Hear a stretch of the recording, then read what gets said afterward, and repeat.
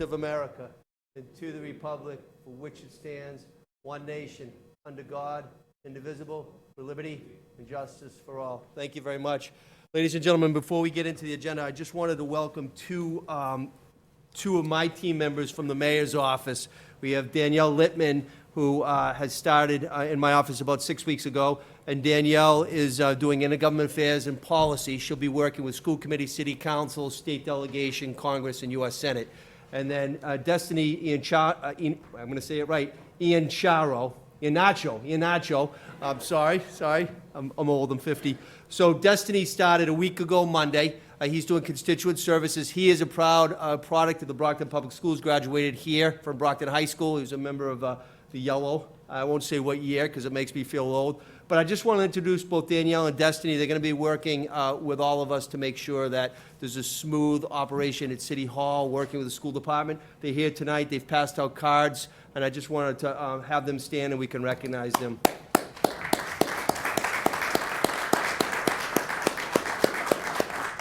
Thank you both. Thank you very much.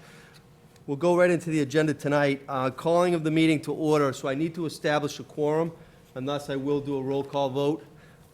Mayor Sullivan says yes. Vice Chair D'Agostino? Yes. Ms. Azak? Yes. Ms. Mendez? Yes. Mr. Minicello is absent right now. Mr. Rodriguez? Yes. Mrs. Sullivan? Yes. Mr. Sullivan? Yes. And our superintendent is here as well tonight, so we do have a quorum. So agenda number one is recognized. Attorney Minicello, good evening. We recognize Tom being here from Ward 1. Check that off. Hearing of visitors, Melinda Campbell, and we want to thank Melinda again for everything she's done. Thank you. Hearing of visitors, we do not have any. Agenda item 3 is the consent agenda, and it's A through E. Are there any school committee members that would like to take any of these out? Mr. D'Agostino. Item C. It's a form of a motion. Is there a second?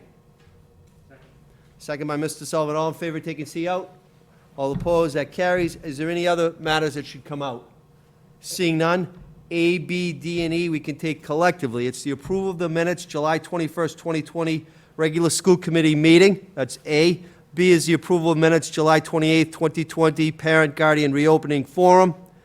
D is authorization to submit proposals to Mass Department of Elementary and Secondary Education, DESE, for FY 2021 federal entitlement and allocation grants.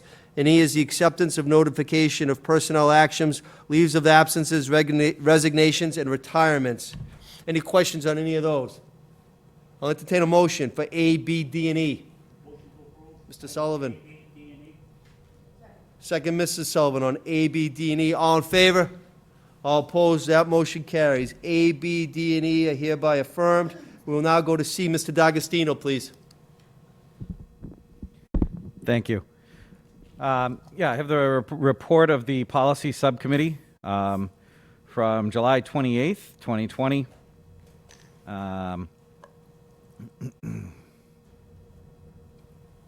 Okay.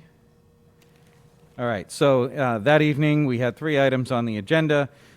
We heard from the superintendent reviewing draft plans for reopening. We also reviewed K-12 transportation guidance and facilities and operations guidance. The superintendent discussed the parent forum that began earlier in May. We had nearly 80 teachers, administrators, parents, school committee members, and would also have students, put in their feedback. Discussed that, plans were due to DESE by the 10th, which we got an extension on later. And then we went in and reviewed the reopening plans. Looked and Dr. Cobbs presented to us feasibility overviews of pre-K to 5, middle and high school and alternative schools. Let's see. Again, we reviewed and heard about the in-person model, looking at entering and exiting schools, classroom and office setups, safety and cleanliness, reviewed PPE and classroom supplies, and daily routines, and supports for vulnerable populations, including social emotional supports.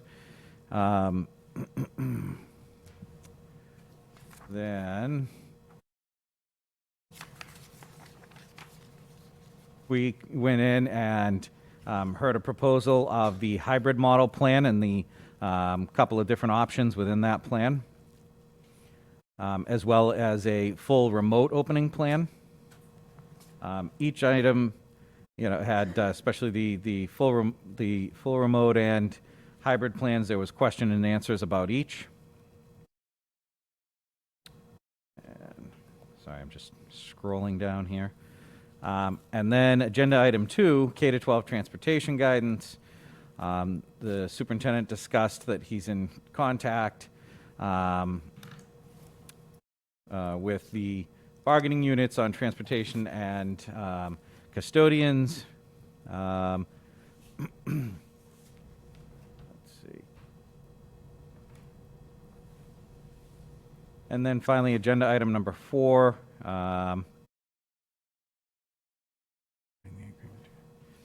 So we learned about the agreement from DESE of being able to shorten the day to 170 days of school from 180. And then we discussed the changes to the school calendar that would allow training time for teachers to come back and learn any new technology, depending on how we decide to open. And then discuss changing the start of school to...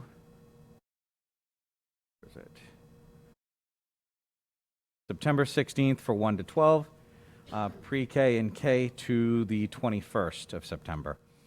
Then we had some question and answer regarding that, and then the meeting was adjourned at 8:52 p.m. Thank you, Mr. Vice Chairman. Any questions for the Vice Chair on that? Entertain a motion. Motion by Mr. Minicello. Is there a second on that? Second by Mrs. Sullivan. All in favor? All opposed? That motion carries. C is affirmed. We will now go on to agenda item number 4, which is a report of the superintendent of schools. And I just also want to recognize, and Mike, to his credit as well, tonight's a very important night to talk about reopening. This is something that we've been taking very, very serious. As a dad of 3 young kids and a wife that works, it's very concerning. But one thing that the superintendent and I and all of you share is safety, safety, safety. That has to be the number one thing for the boys and girls students and for the teachers and everybody that works in the Brockton Public Schools. So Dr. Herman, Rick Herman, who's my medical consultant, he came here a few weeks ago, gave a great update. He's going to give us some more information. I want to let you know right now, I'm going to be very blunt, that the spike is happening and it's real here in the city of Brockton. Lieutenant Governor Polito called me last night. We are in a yellow status right now. It's only 4 municipalities in the Commonwealth higher than us. They're in red status, but we're right on the fringe of being red. Statistically, right now, 5.1% in terms of positive over a certain period of time. 1.2 is what the average is in the Commonwealth. So we're not heading in the right direction. The information you're going to see from Dr. Herman is going to be quite eye-opening in terms of COVID. I think there's a misnomer by some people that COVID is gone. It is far from gone here in the city of Brockton, the Commonwealth of Massachusetts. We're even going to see, in terms of who is coming down with it, it's a different class from when COVID first came to the city of Brockton, the Commonwealth of Massachusetts. So just wanted to make that clear information. And again, the credit to Dr. Rick Herman and Linda Cahill from the Board of Health. Dr. Cahill, who will be going back to the school side later this month.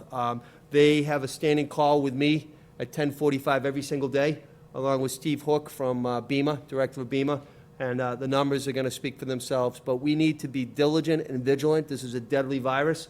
Mask wearing this weekend was very weak within the city of Brockton. The parties were crazy. It was very, very disconcerting as a mayor and as a lifelong Brocktonian. So we're going to have some conversation tonight that's going to be rewarding, but also concerning for many, many people. We realize that. We recognize that.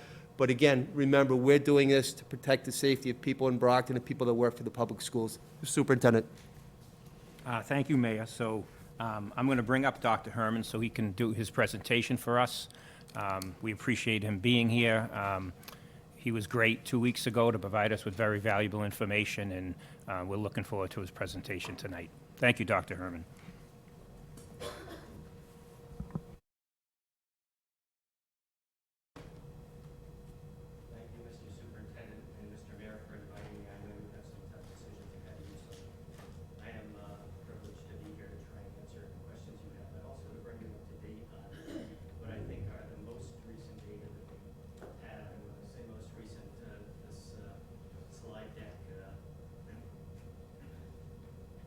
good. This slide deck has been amended up until about an hour ago, so hopefully the data will be up to date.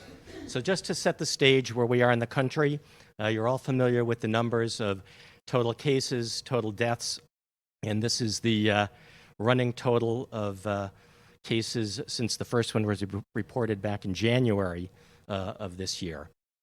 And I just want to bring to your attention that in the city of Brockton, you've got 2 hospitals and a health center, and I want to salute my coworkers in the emergency department at Good Sam and my former colleagues at the Brockton Hospital, as well as some of the people I'm getting to know at Brockton Neighborhood Health Center who are on the front line still taking care of COVID. It has not disappeared. So let's get down to Massachusetts. This is what the story looks like in Massachusetts. That grayed out area in the middle there in March was when we had the lockdown stay-at-home order, and you can see it worked, and the cases came down quite nicely, and throughout the month of June and July, actually, we were coasting and doing pretty well. And these last few weeks, you can see that the trend is just starting to go up just a bit, and that's been a concern to many who are following this on a day-to-day basis. So what does COVID look like in Massachusetts? So this is a breakdown on the left-hand side. That bar graph shows you the age groups, how the Department of Public Health in Massachusetts breaks down the age groups of COVID cases. It is not just a disease of the elderly. So if you think it's just someone who's 80 years old that gets it, you're wrong. It's all across all decades, with the exception of kids who do get it less frequently and less severely, but across all decades of life, it is present.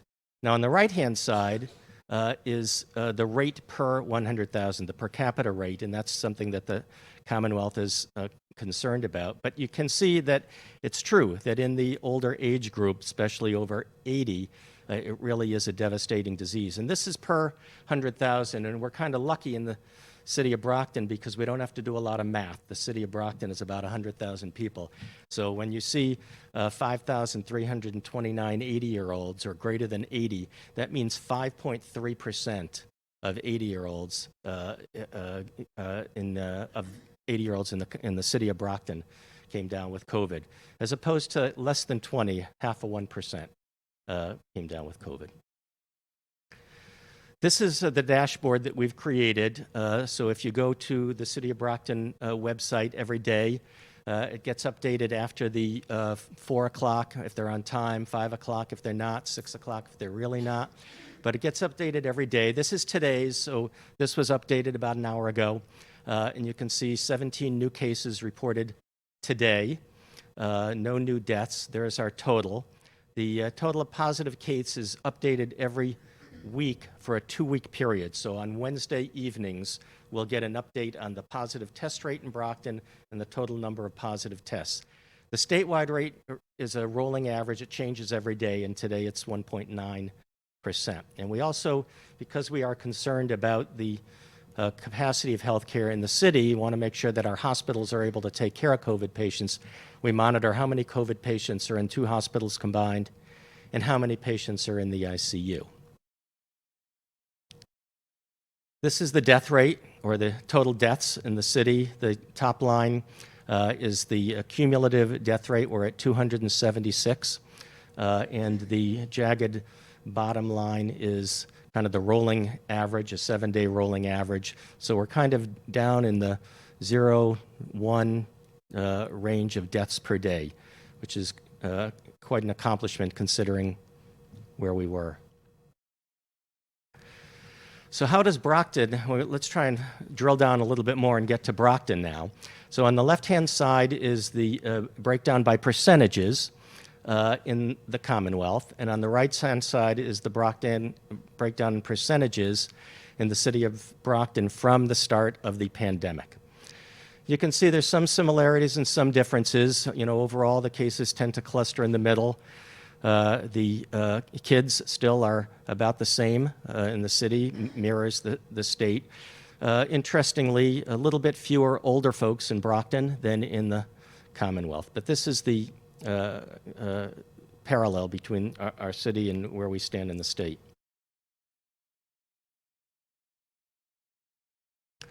And this is, again, just an overview of how we compare with Massachusetts, almost identical in terms of the average age of a COVID patient, which is around 48 in the city, hospitalized patient, 71 years old, and a patient who died at 79 years old, almost mirrors the state numbers.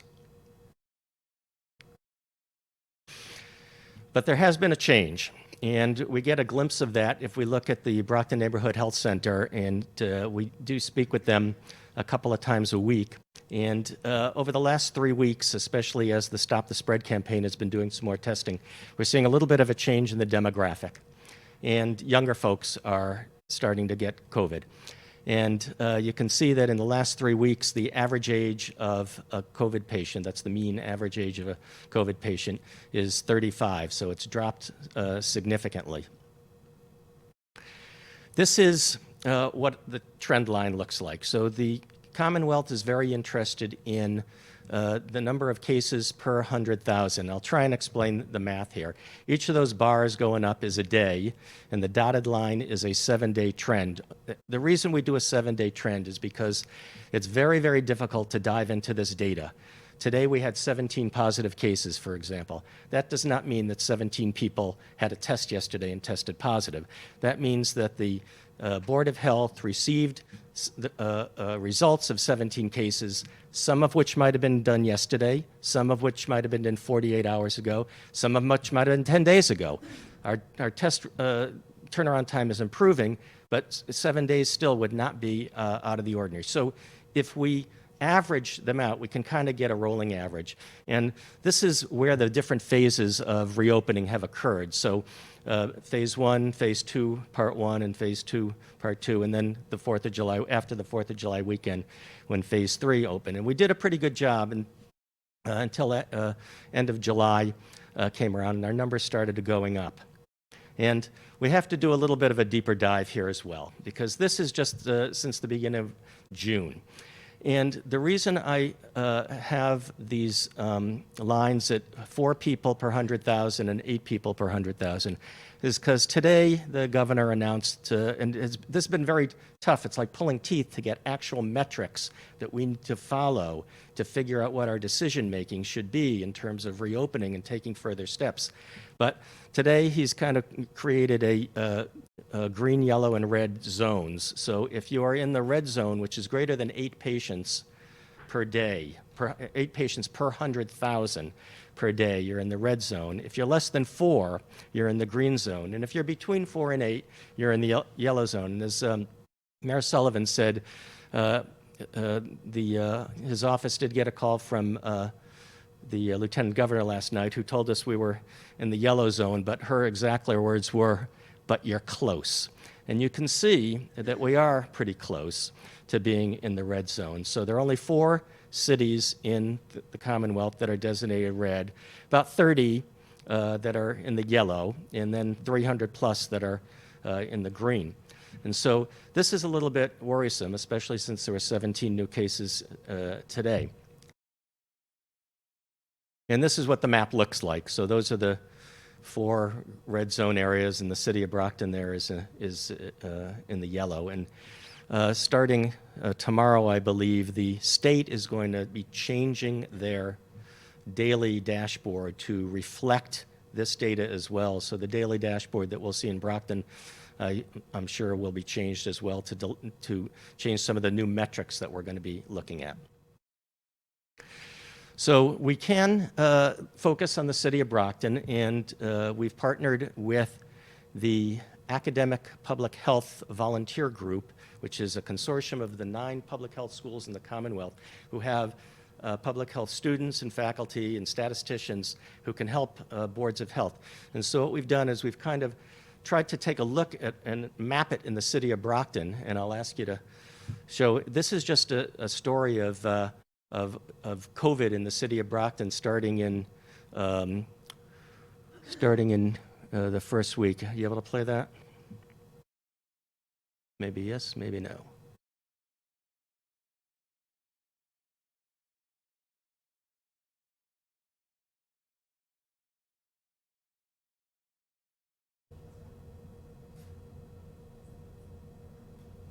Okay, so here we're walking through week by week. The blue dots are a case, the red dots are a death, and when it turns gray, that's a case that's been cleared by the Board of Health. And it's very powerful to be able to take this kind of mapping software, watch case development over time, and overlay it with other maps of the city, such as where are populations most dense, where are people of color, where are people who are in frontline workforce, and be able to do this kind of geomapping to help others kind of figure out where we need to devote most attention in the city. And we can also look at kids, so which is the focus of why we're here. So this is a map of the city of Brockton and where the cases are so far of children. Now, because cases in children are not as common and the intensity is not as severe and the death rate is not as high, kids have kind of been in the back seat in terms of the focus of our attention. But in the city of Brockton, I added some older kids too at the request of Linda from Board of Health, just because some of the kids still are in the system. But this is what the pediatric cases look like through yesterday. And I'll leave it up there just to get a sense of how many kids there are, even infants getting COVID. But just so you can see that they're out there, and this is within the zip codes of the city. The total, and this is just the 0 to 18, 188 cases. This is updated as of yesterday, so 188 cases, 2 of whom were hospitalized, no deaths in the city. So as you can see, and as mirrors statewide, nationwide, the disease tends to be less common, less severe, and thankfully, a mortality rate is low. Boys and girls equally affected. So this is the area of concern, and I've expressed this concern to the mayor on our daily calls in recent days. On the left is the breakdown in ages before the phase 3, basically before the 4th of July weekend, so before July 6th, is the breakdown by groupings in the city of Brockton. The breakdown on the right shows the cases after the July 6th phase 3 reopening. Now, admittedly, the disclaimer here is one can lie with statistics, and I don't want to lie with statistics. The numbers on the left, represent thousands of cases. They represent the ones on the right are hundreds or a couple hundred cases. I still think it's statistically significant and is reflecting what we're seeing at the Neighborhood Health Center as well. So as you can see, under the age of 20, instead of 5% of the population, now it's 14% of the population. In the 20-year-old group, instead of 14, it's 19. In fact, kind of everything under the age of 40 is going up, whereas everything over the age of the 40 is sort of kind of going down, with the exception of maybe the 70-year-olds are hanging in there. So to me, this is a significance. I think that I can't tell you the rationale other than kids are not, kids are out there, they're playing, they're at playgrounds, they're not isolated at home anymore. And this is a harbinger, a potential of what could happen if more kids are mingling with more kids. So I think it's a telling graph and important for us to keep an eye on. This is the same information, just side by side. So you can see the change before the July 3rd opening and after the July 3rd opening, and compare it by various age groups. Again, just the point being that school-age kids now all of a sudden are becoming a little bit more significant in terms of the population affected by COVID. And here's where we are with testing. So I'm going to look at 2 different sets of data. This is the total Department of Public Health data that's released weekly. So this is from last Wednesday, so there's a little bit of a lag here. but the most recent week was 5.2% positive. Now, some municipalities use 3%, some use 5%, but I haven't seen anyone use more than 5% as an area of extreme caution. So if you have greater than 5% caution, you should not be moving forward with anything. You should be pulling back and trying to figure out why is your positivity rate going up and fix that. If you can identify where the positivity rate is located, what behaviors are causing it, and what kind of action you can do to fix that. Even more recent data, and when I say more recent data, that's as of this morning from the Neighborhood Health Center. So this includes this week as well, which included a lot of the Stop the Spread. Now, Brockton Neighborhood Health Center accounts for about 25%, depending on the week, about 25% of the total tests that are done in the city of Brockton. Hospitals, private walk-in clinics, people going to other communities to get tested, but it's a pretty good bellwether of where we are. Last week was at 7.5%, and this week's at 5.8%. There's only a handful, I was told, only 5 cases that haven't been accounted for yet. The results haven't come back yet. So this is pretty accurate, which to me is going in the wrong direction. Not coming back down to 2% where we want to be, but going up higher. And so, again, red flag, testing rate, red flag, number of people per 100,000 folks. So how do I decide, how to advise? What metrics do we use? Everybody wants to have an ironclad number, and it's tough to come by. It's kind of like picking a spouse. How do you measure it exactly? How do you rate trust? How do you rate how you get along with each other? Shared interests. It's tough to come up with numbers that have a specific value. But these are some of the kinds of things that Johns Hopkins has recommended in terms of metrics. Is the population infection rate under control? And that's how we're looking at number of cases and the rate of infection. Is the healthcare system capacity sufficient? Is our hospital filled with COVID patients? Do they have ICU beds available? Do they have to go and use extra spaces for their patients? Is there testing and contact tracing? Is it up to snuff? Are there long delays in getting results? And do we have contact tracers who can immediately get in touch with the contacts so that those people can quarantine?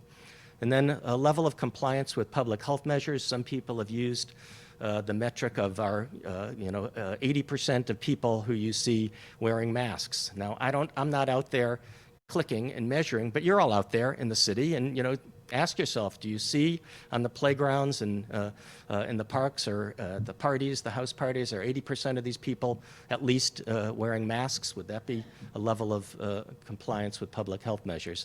And then protection and preparedness of essential workers, just to make sure that all essential workers have the protective equipment that they feel is necessary. The hospitals check the burn rate of their PPE, and these are things that we look at. So based on the metrics here, some are more important than others, and for me, the testing rate, the percentage of infected people in the community is very, very important, and the number of folks who are testing positive every day is very important. And so I give those a lot more stress when advising the mayor in making recommendations.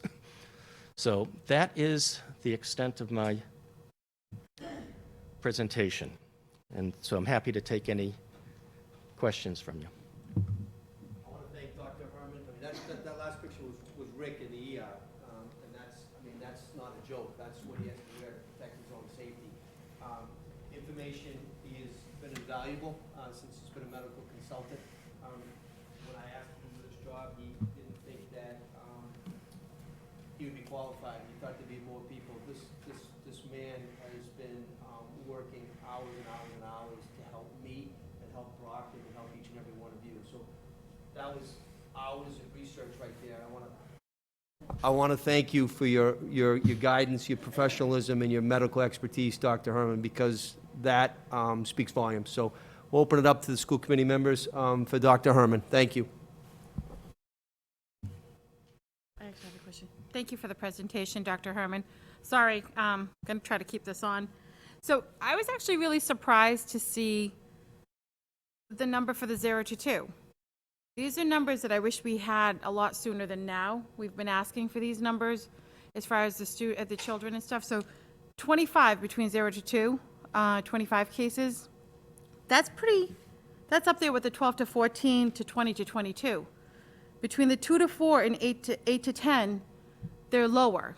But a lot of people are not realizing that the young ones are getting this virus, which is very concerning because they're all like, oh, my child's really young, that they're not going to be, they're not going to infect anyone and they're not going to pick up the virus. So seeing these numbers broken down is definitely an eye-opener to see that.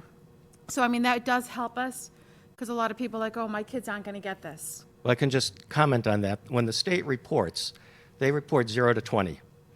And so to get that kind of data, you've got to go back into the raw data and break it out and parse it out. And so it's a little bit of homework to do that. It's not something that you can just kind of go. So I'd have to thank Linda Cahill at the Board of Health, who has an excellent relationship with the state epidemiologist. So if I ask her a question or she wants to know an answer, they can deal with the state. But I think that I agree with you that there's been not much attention given to this. School went out, kids didn't get sick, nobody was thinking about it. The death rates were,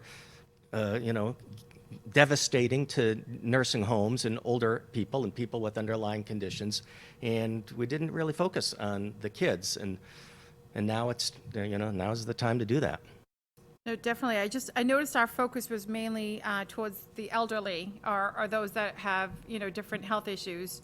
But seeing that these numbers, where they are for 22 0 to 22, it's definitely an eye-opener. And I'm looking at this, and again, you had touched base during your presentation, and I see it. I feel like I'm constantly repeating myself during these meetings, but I see my social media.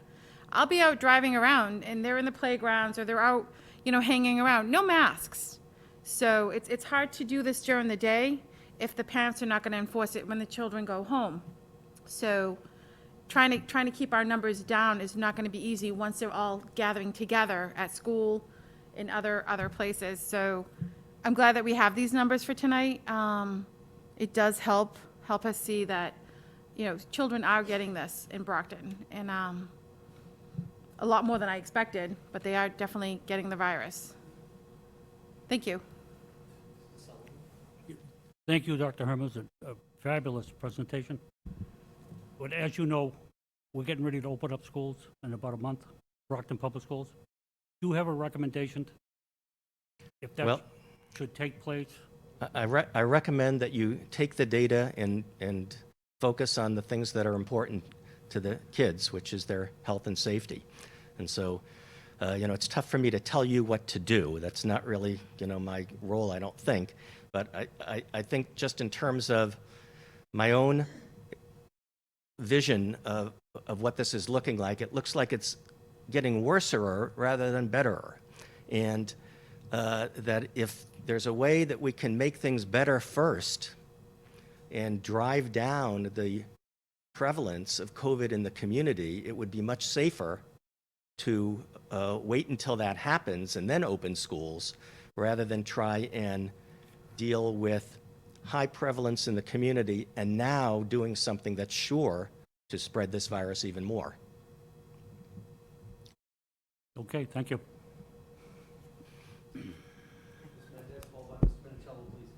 Thank you for the presentation. I was just wondering, from the data, specifically the younger kids, so from 0 to 8, 0 to 12, are their symptoms asymptomatic, or are they showing symptoms?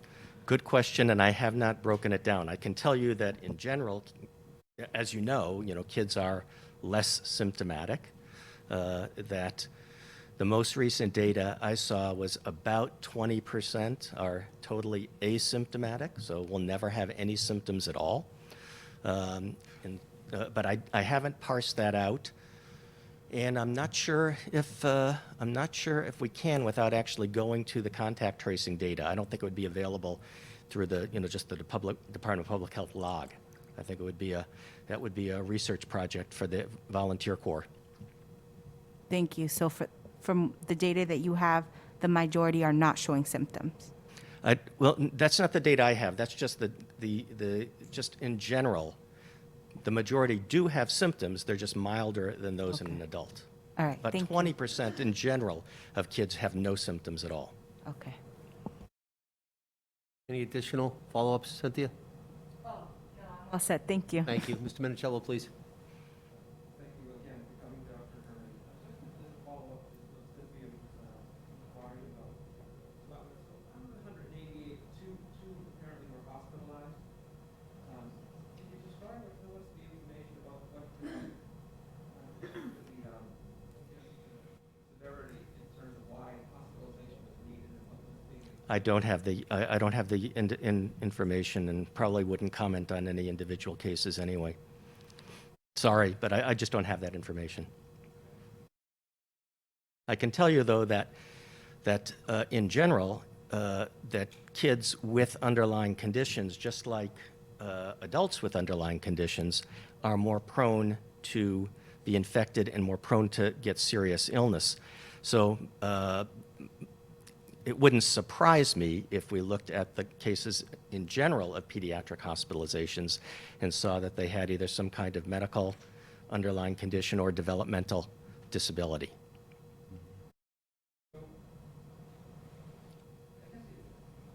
This body obviously has to make a decision in terms of health and safety, like you said, of our students. Tony, tell him to put his mic on. Attorney Minicello, can you just put your mic on, please? Thank you. All right, thank you, Mr. Mayor. So this body obviously has to make a decision regarding, like you said, the health and safety, of our students, our staff, and certainly the community. So with regard to the young people, the 0 to 18, the 188 that have tested, would you characterize the vast overall majority of those children as not exhibiting serious symptomology and having serious illness for themselves, so to speak? So, as so often is the answer to the questions that the mayor asks me is, I don't know.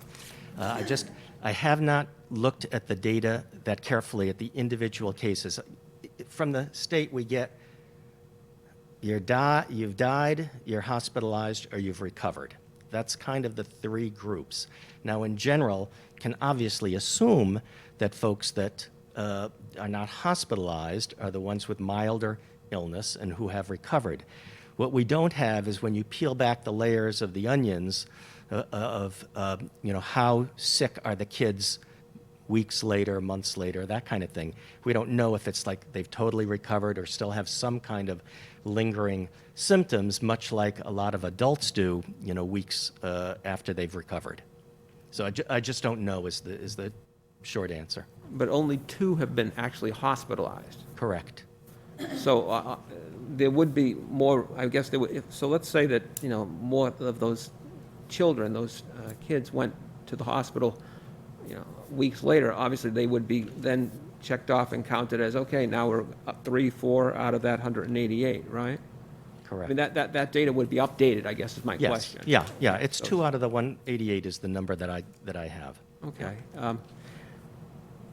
So I guess what we need to try to do, as a body is really to figure out from what you're telling me, and obviously this is a very non-scientific conclusion, is that it doesn't seem like if these children come down with COVID-19 to themselves, it's not an illness where they themselves are in severe danger of a very bad outcome. That this is something like if they caught the flu, if they get a strep throat, if they got the chicken pox, if they got something that we're all familiar, the measles, whatever.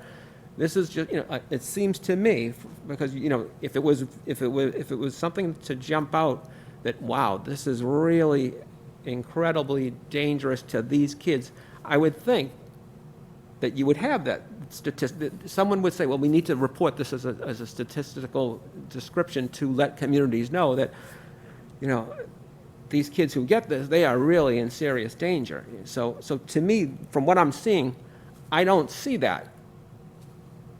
But what I don't see, and what I'm concerned with, is obviously the tracing of these kids. So now these 188 kids to themselves, in my mind, are not in severe jeopardy. But what are they doing to the elderly family member? What are they doing to, you know, that tracing information? I think I would love to have, because I would love to be able to say, well, wait a minute, you know. So now out of these 186 kids, 2 that were not hospitalized, we now can say, or you, if there was data, well, you know, out of this household where these 188 kids showed up, well, we can trace, you know, a severe illness and perhaps a death here, severe hospitalization there. So I just wish there was the veins from these kids, or the branches from the tree, so we know, okay,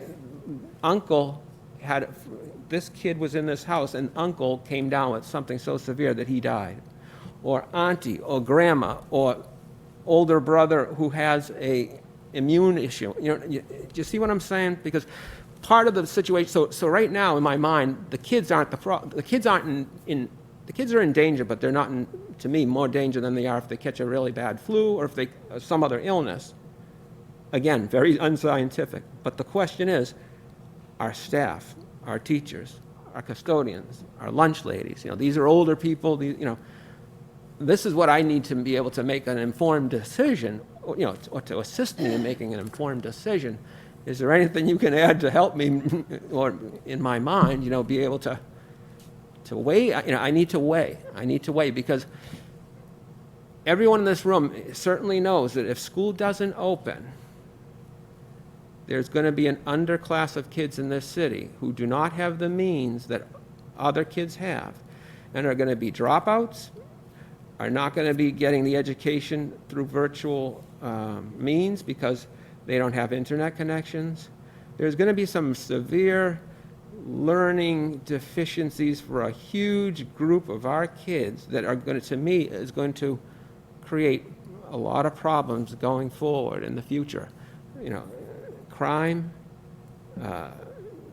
just going in the wrong direction because they're not going to be engaged like our school system luckily has been able to do, with activities and sports and great teachers who have great influence on these kids. I mean, so I guess what I'm looking for is some information to help me determine what direction to go in here, because over here I've got the well-being of a bunch of kids who the have-nots, and there are a lot of them in the city. And the price of not opening school and having these kids be able to go to school in a hybrid model what is the price that is going to have on their minds, on their educations, on their future, on this community, on this city? I'm not worried about the kids who have the computers at home, who have the 2-parent families, who have, they will adapt. But there are a lot of kids in this community who we all are responsible for. And the teachers know that too. And they've done a great job in Brockton. That's why we're all in this profession. No one's in this room who doesn't care about kids, that's for sure. But do you see my sort of, there's a big balancing act here. Because I guess of the cost to this group of kid, that this kid who's going to be potential dropout or is just going to fall behind, because we have great educational experts in this city, and they will tell you when a kid does not reach those fundamental marks in their educational career, you know, learning their times tables or, you know, whatever it may be, to get to that other, you can watch these kids. I mean, I can see a gentleman here, Ethan Cancel, say to me, if they don't get that benchmark, their whole career in the system sort of goes down from there. If they don't reach that mark, they instead of going up and going in the right direction. You can see these kids, and they continue to go down. And my fear is there's going to be a lot of kids that are going to go down, really. So we have a big decision to make. I know I'm long-winded, but I'm just very concerned about these kids, Well, as we all are. I can reply to you by saying I hear the struggle in your decision-making and don't envy you. It's a struggle that everyone has got to make. It's a choice between bad options. And pandemics, like wars, are horrific.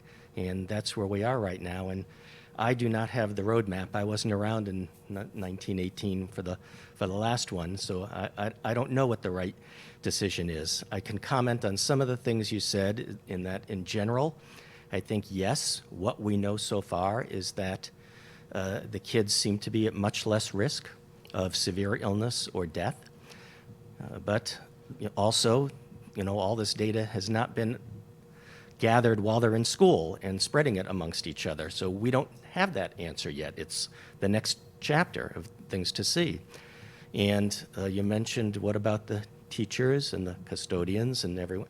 Of course. And the relatives at home? They are at risk. The Of relatives course at they home, are. you know? Sure. And so they've got to, you've got to mitigate that risk and do whatever you can to minimize the risk. But, we don't know what we don't know yet. There have been cases of severe illness in kids, inflammatory syndrome that's it can be lethal, but it's very, very rare. It's very, very uncommon. Same for cases of myocarditis, inflammation of the heart. Can be lethal, but very, very rare. But we don't know what it's going to be like once all the kids get thrown back into the school system. And that's the next chapter, when I'm sure we'll learn a lot more. Thank you. D'Agostino, please. Thank you, Mr. Minichiello. Mr. D'Agostino. Yeah, first, thank you for coming tonight again and putting this information together for us and trying to help us, work our way through what I know you understand is an extremely important decision that, no matter which way we go, has consequences. I don't really think there's a win here. It's, there's negatives to both sides of this. I did want to just address a few things or confirm a few things. One, Superintendent Thomas, the issue of technology availability for lower income kids, who many are my constituencies, are in my, in Ward 3. We're going to be supplying laptops. I think we covered this with laptops with the MiFi hotspots so that they have the internet access and the device they need to be able to participate, correct? Yeah, we really have no choice. We have to do that for our families and students. So, thankfully for Aldo, Dr. Cobbs, Dan Vigent, they jumped right on it with the mayor and the CFO, Troy Clarkson, to make sure we went right after the county for the money for the laptops. Not only that, Aldo did take money that was, obviously with money that we saved from last year, obviously from different things, why we closed, there were savings there, so that was able to buy laptops as well. So we would be, very close to one-to-one for all students. And then through Karen McCarthy, we've worked with her in Title I to secure the MiFis for family, and we'll secure more of those as we move into, obviously we move in closer to the start of the school year. And we're also waiting for a word from the state. They had $25 million, the Department of Education, to give out through grants for technology. We obviously applied for that, which would help us with more devices, help us with internet access for families that need it. And we should hear about that grant sometime this week. And obviously a community in need like we are, I'm sure we'll get something out of that money. So we would be moving obviously in the right direction with devices for students and also the Wi-Fi.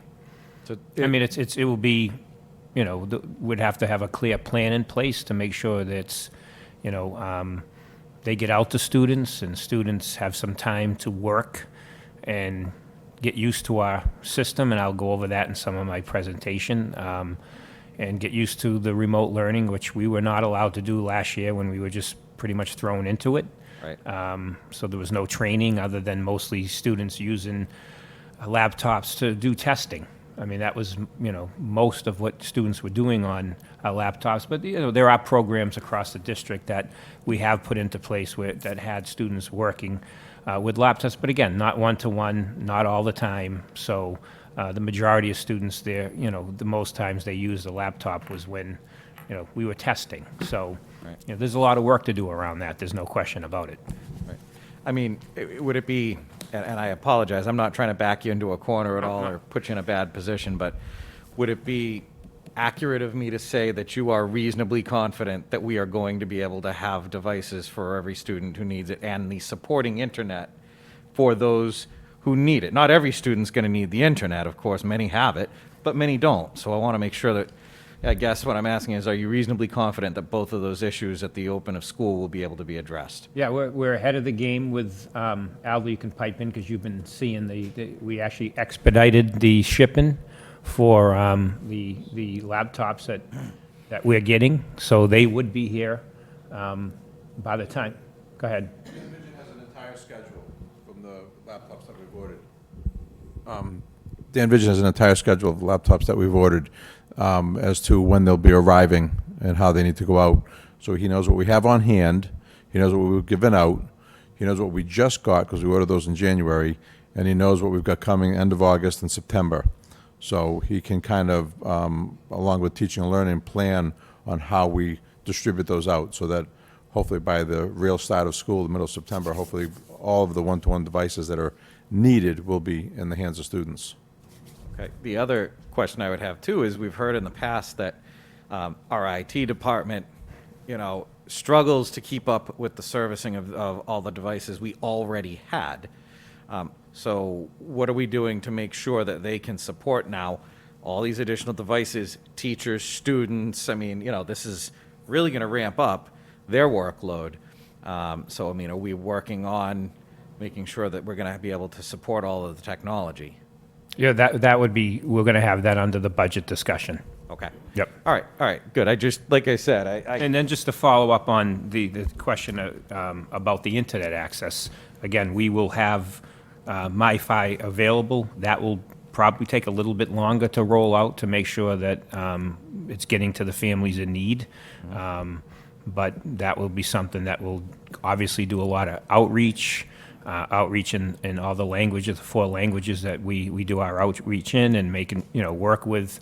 There's been parents emailing, our community oversight committee for our community center at North has, jumped in and will help with anything we need as far as working with families to identify families that the NAACP has worked with us through their education committee in the spring. So I want to, commend the community agencies that really stepped up and helped us in the spring, and obviously would do the same for us in the fall to identify those families that really need, not only through the school department, but also through our community partners, to recognize and identify the families that do need that internet access.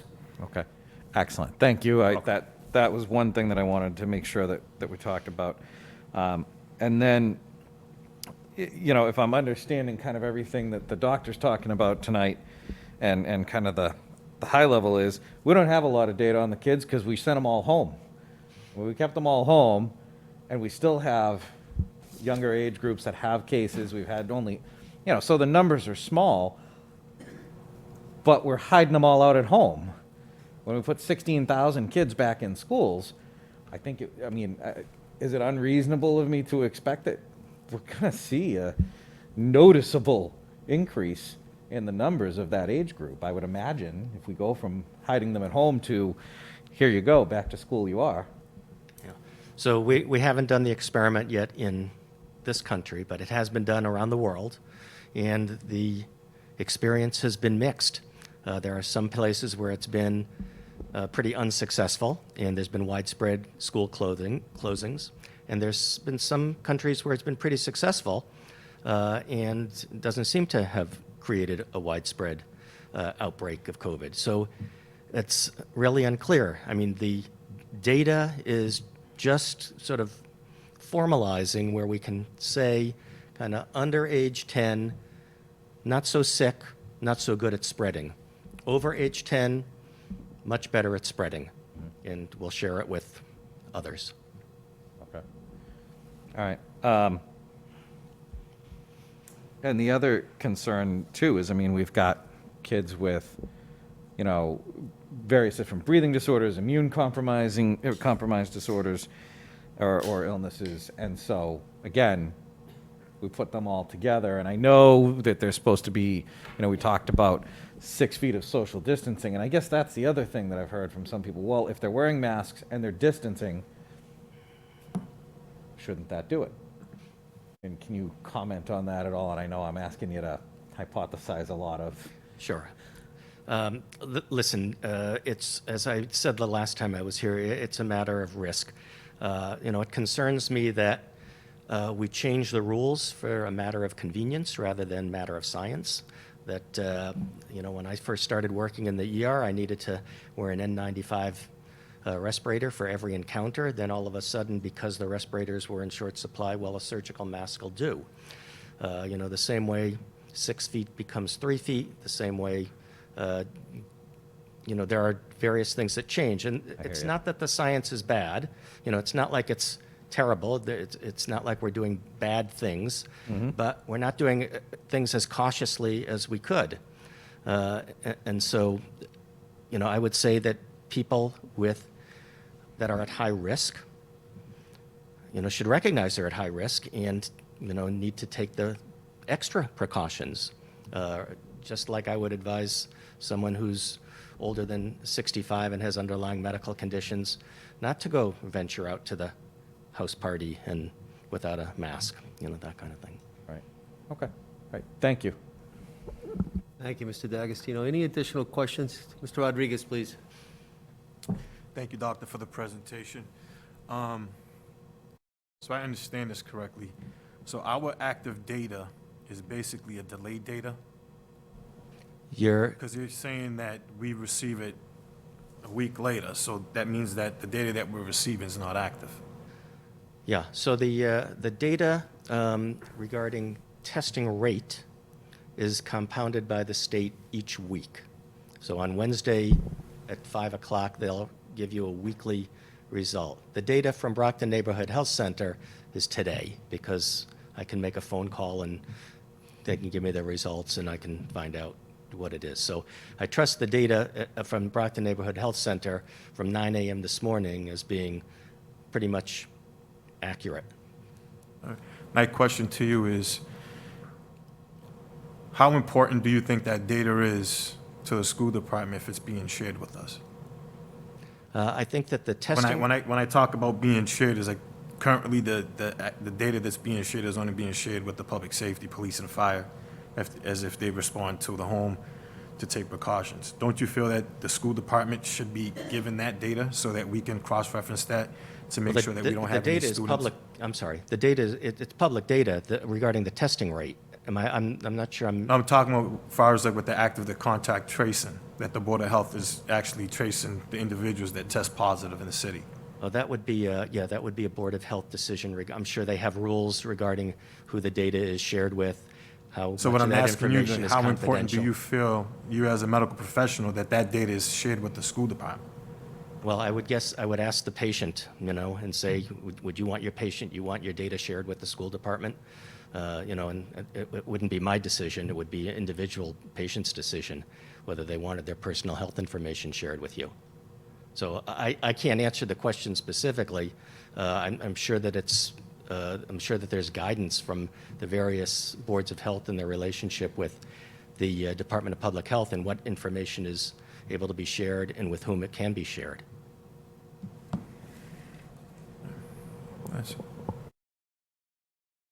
Any additional questions? Oh, I'm sorry, Mrs. Sullivan, please. Cases that I see, like I know on Facebook right now, there's a picture of a high school. I think it's a high school that kids are crowded into the hallways. Kids are going both ways. there's really not any social distancing being followed, and I know that we had a plan for that for Brockton Public, and it didn't look like that picture. So if the PPEs and the social distancing and the guidelines with the face masks, the cleansing of the hands is followed, I think that's key to keeping the cases down. I'm working at a Y camp right now, and I've been working there all summer for 8 weeks now. Children are coming every day. Parents are signing them up. They're coming every day. There's a new theme every week, so there's probably 80 to 100 kids in the camp each week. This has been going on for 8 weeks, and there are 0 cases. When the children arrive, the parents drop them off outside in the driveway. The children come, the counselor meets the child out there, and their hands are sanitized, and they have a face mask on. Now, I have 4-year-olds, and they're having no problem wearing the face mask. So if it has to be done for the safety of everyone, then I believe it can be done. And I believe the parents should try to help their children at home wear the face mask. Don't say, my child won't wear a face mask, because then they won't, especially the little ones. So my question to the doctor is, if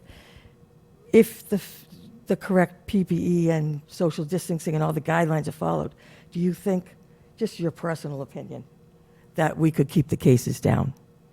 Yes, I think that the more people follow the guidelines that are out there, if everybody was wearing a mask, if everybody was washing their hands, if everybody was staying distant, then absolutely. And I think it would reflect in the city of Brockton that the percent positive, not just kids, I'm talking about grown-ups who aren't following the rules, that we could drive that number down again. Yes, and I was also talking to the chief operating officer of the YMCA for these 3 camps. They're running 2 other camps that have the equal amount of children that we have. And children are coming from all different towns. So they could be coming from Quincy, Brockton, Norwell, Hanover, Situate, Cohasset. They're coming, so every Monday there's a new group of children being mixed. And, you know, the masks are on the whole time. And we're outside. So I just believe that those 3 things, the hand sanitizing and washing throughout the day, the mask, and the 6 feet. When they eat snack, the children have to be 6 feet apart. If they're in the same family, siblings can eat together, because of course they're already exposed to each other. But it is really working. Sure, and I A think being positive outdoors thing. is key to that, you know. Yeah, yeah, it's a real positive thing when you're talking about kids coming back to school. I have a question. Ms. Azak, please. Just a quick question, Mrs. Sullivan, actually, this is directed to you. So do they test them when they come into the camp? How are they testing these kids? They ask the health questions at the car to the parents, and it's on the CDC, right? The health questions? I And ask those Desi has questions them at my too. open houses, but people can tell me what they want me to hear. So Right, is there any right, but testing that's but happening? I think these are pretty good statistics. There's been 0 cases. So the health questions are asked, which is the 3 health, has anybody been sick at the house? Has anyone had a fever? Is anyone feeling sick today? In fact, one little girl didn't come yesterday because she had kind of the sniffles, and the mother felt as though she should stay home. But no, they don't have to be tested to come. See that, so they could have the virus and they just 'Cause don't know. So It's pretty hard to test little kids, too. Not really. They just do No? the average testing. I mean, I've seen kids get tested. So my thing is like Mr. Minicello said, they could have the virus and they just don't know, and they could be exposing that virus to others. So But without no being one's able been to sick, test not our even, no, the students- counselors, no one's been sick. And there's 25 counselors. And it's been going on for 8 weeks. It's a pretty active statistic that I think is really positive news. Okay, I think it's, my main concern is there's a lot of people that are out there that have the virus and they just don't know. They have no symptoms. So to, bring 17,000, 16,000 some odd students and our staff together, that's a big risk we're taking. We're definitely taking a huge risk, especially where we can't force them to get tested. So it's all Well, about I don't think safety. any of their family members have been sick either. I've asked the people. I question people, Okay. because, I'm on a school committee and I'm interested. And I No, wanna definitely, know. 'cause, I know And wanna myself, know. when people come And to I an haven't open heard of house- any of their family members sick either. Yeah. So Well, those are just basic questions. It's a but- pretty good telling of when you put kids together. I mean, they are outside. It's going to be different because they're going to be inside. Yeah, they're wearing the masks, we're separating them, but when they go home, little Johnny, little Betty, and Susie, and Michael are playing video games together with no masks. So we're going to extremes during the day, and then when they go home, we need the parents to work with us, if we do take that hybrid model, to work with us to make sure that the kids follow these guidelines when they go home. Yes, definitely. Even the adults are not wearing the masks. I've seen them. You know, they're all out, they're at parties every week. I mean, I'm seeing it in my neighborhood, and I'm sure everyone's seen it in their neighborhoods. It just, people have really put their guard down. They're not as cautious as they were before 4th of July. We're all seeing it, and I don't want to, you know, just be negative Nelly over here, but my concern is keeping our numbers down and taking what we need to do to keep our numbers down, rather than have them skyrocket and then they're out of control. So, Any additional questions for Dr. Herman? I have actually one. Do you? Yeah. Mr. Superintendent, please. So, Doctor, just as we discuss and bringing students inside, can you just give us your feelings on, because we've had a lot of questions about our ventilation systems, open windows, whether air conditioning is good or bad when we bring everybody together. So obviously we have older buildings. We have an engineer coming in to evaluate, the airflow. Just your knowledge on as far as ventilation, whether air conditioning is good, bad, the use of fans, obviously open windows. Just your knowledge about that, 'cause My obviously HVAC we have knowledge to is limited, prepare. I must say. That's not my forte, I must say.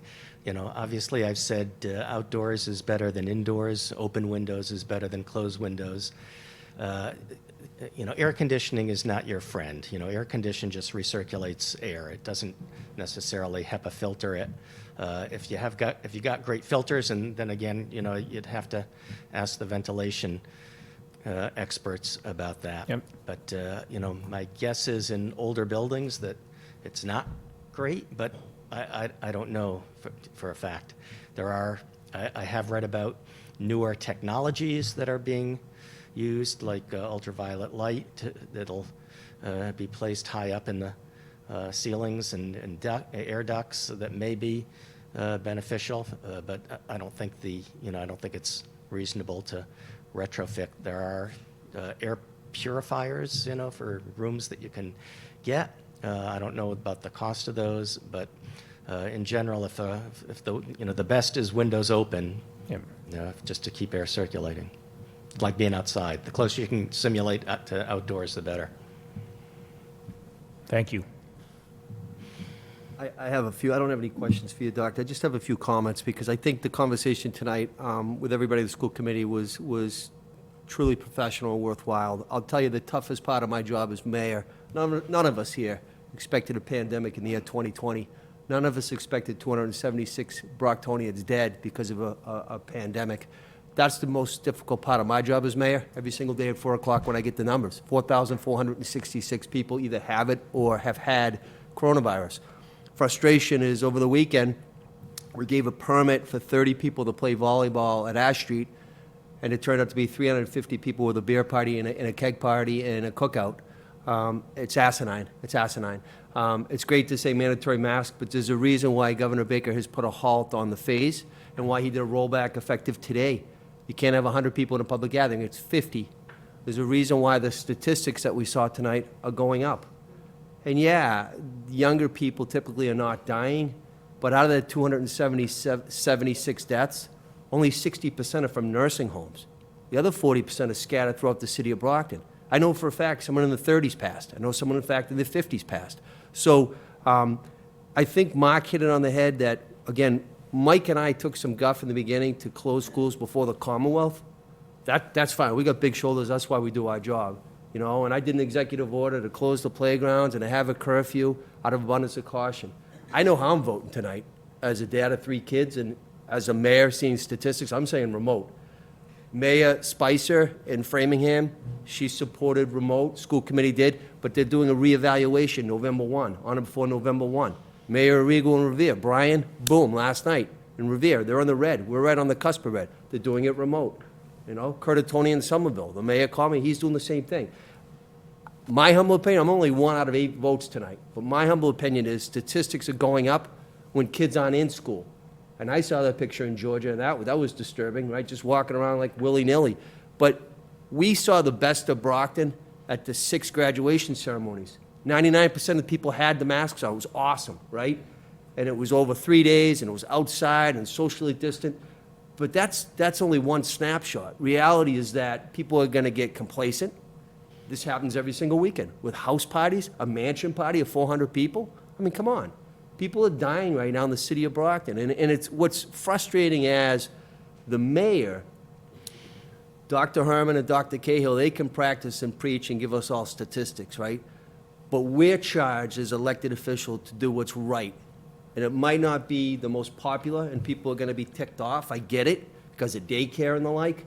But we have to look in the mirror every day and make sure we can stand on our principles. I know I'm voting tonight. I think that speaks volumes. But I think that whatever we decide, there has to be a reevaluation process, maybe monthly. The superintendent and I met yesterday again. We've met with Kim Gibson many times as well. This is a collaborative approach. But I just want to thank you, Dr. Herman, for this is the second time you've coming here. We welcome you. You give us great guidance. A lot of questions you can't answer, that's fine, we get it. But I just think that what was shared tonight to us and to the general public is very concerning, and that's why Karen Polito called me last night. So I just want to thank you, and with that being said, Mr. Superintendent. Thank you, Doctor. Thank you. So we can basically take the last bullet. Obviously, we want to have the discussion, more discussion on the reopening plan. So, I can go first. I was all about recommending a hybrid model last week, and I think if we voted last week, I would have stuck with that. But I am responsible for, and I take this very obviously the most serious thing we do. I don't sleep at night thinking of this. So I'm responsible for over 16,000 students with all my colleagues. I'm responsible for almost 3,000 employees. And we're a district that is struggling. Academically, we are struggling. So I know the importance of having these students in front of us. Don't get me wrong, it is very important. We are a district that is not near the top of the gateway cities anymore for academics like we used to be. So I think of that all the time and the improvements that we have to do. I think about how remote learning has to be a lot better, obviously, than it was in the spring. How we're being watched closely. We had a district review by the Department of Education. Those results will be coming out soon. However, I am responsible for the lives of almost 19,000 people in this health and safety. And us as a committee have always put that on the top. When we, talk about lockdown and when, the school shootings, we've always put that on the top of our list to keep our students and our staff safe. So with the numbers the way they look, and I believe that pretty much probably by the end of this week into next week, we will be a red city. So again, I was all about, the importance, and I think we need to talk about this once we do take a vote, the importance of FaceTime that our students need with our teachers to start the year. And no matter how we vote, I think there might be a possible way that we can work on that as we open, because I think it's very important for our students to meet their teacher, especially students who are going into a new school, ninth graders, sixth graders, kindergarten students. So, and we'd have to talk about that as we move forward. But again, decisions have to be made on the health and safety of students. And believe me, our students need to be in school. There's nobody that disagrees with that. For their social, emotional well-being, for their education, what Mr. Minicello said, and it said it very well, of students, that we could lose, dropouts, students that are struggling, and we have a lot of those students, and that is my biggest fear, of losing students. And obviously, how we open hybrid or fully remote, we have to obviously do much better than we did in the spring for a district that wasn't ready for it. we will be ready for it. You know, people are planning very hard for the 3 models we had to get ready for. But again, if you asked me a week ago, then as your superintendent, I would have recommended hybrid, because I know how it's important for our students to have face time with their teachers.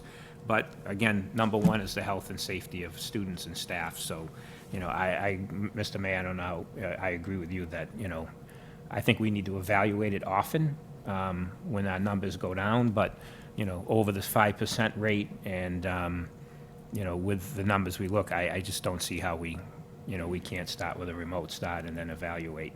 Again, but I am very, very concerned with our most vulnerable students, our special ed students, our English language learners, and I have obviously Kelly Jones, Department Head of Bilingual, and Laurie Mason here, special ed, you know, will talk to us after, you know, a vote's taken, but I'm very concerned about those students as well. Thank you, Mr. Superintendent. We can open up to further discussion. If any members, we could start with Ms. Azak.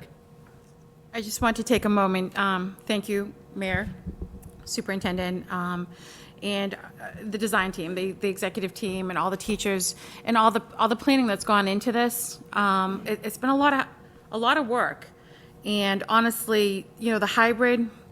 At one point, I thought about the hybrid, but I just don't know how we can safely do this. And it's not just the 19,000. We have to factor in those kids' families, our staff's families. We're talking about tens of thousands of people that we could be affected by this. We weren't ready back in March. I think we've come a long way. And I think we would be ready to do the remote learning. I've had a lot of parents reach out to me that have actually said they don't want to send their kids back to school. I've had 2 or 3 that, you know, my kid has to go back. I understand, but I have to go with the majority. And I've had a lot of staff, BPS staff, reach out to me. Everyone's just concerned about the safety. That's my main priority, is safety, making sure we keep them safe, the families safe, but we also have to provide an education. So again, we've come a long way since March, given the size of our district. So, and I think we would be ready and capable of doing the remote learning, and hopefully, you know, we can keep everyone safe.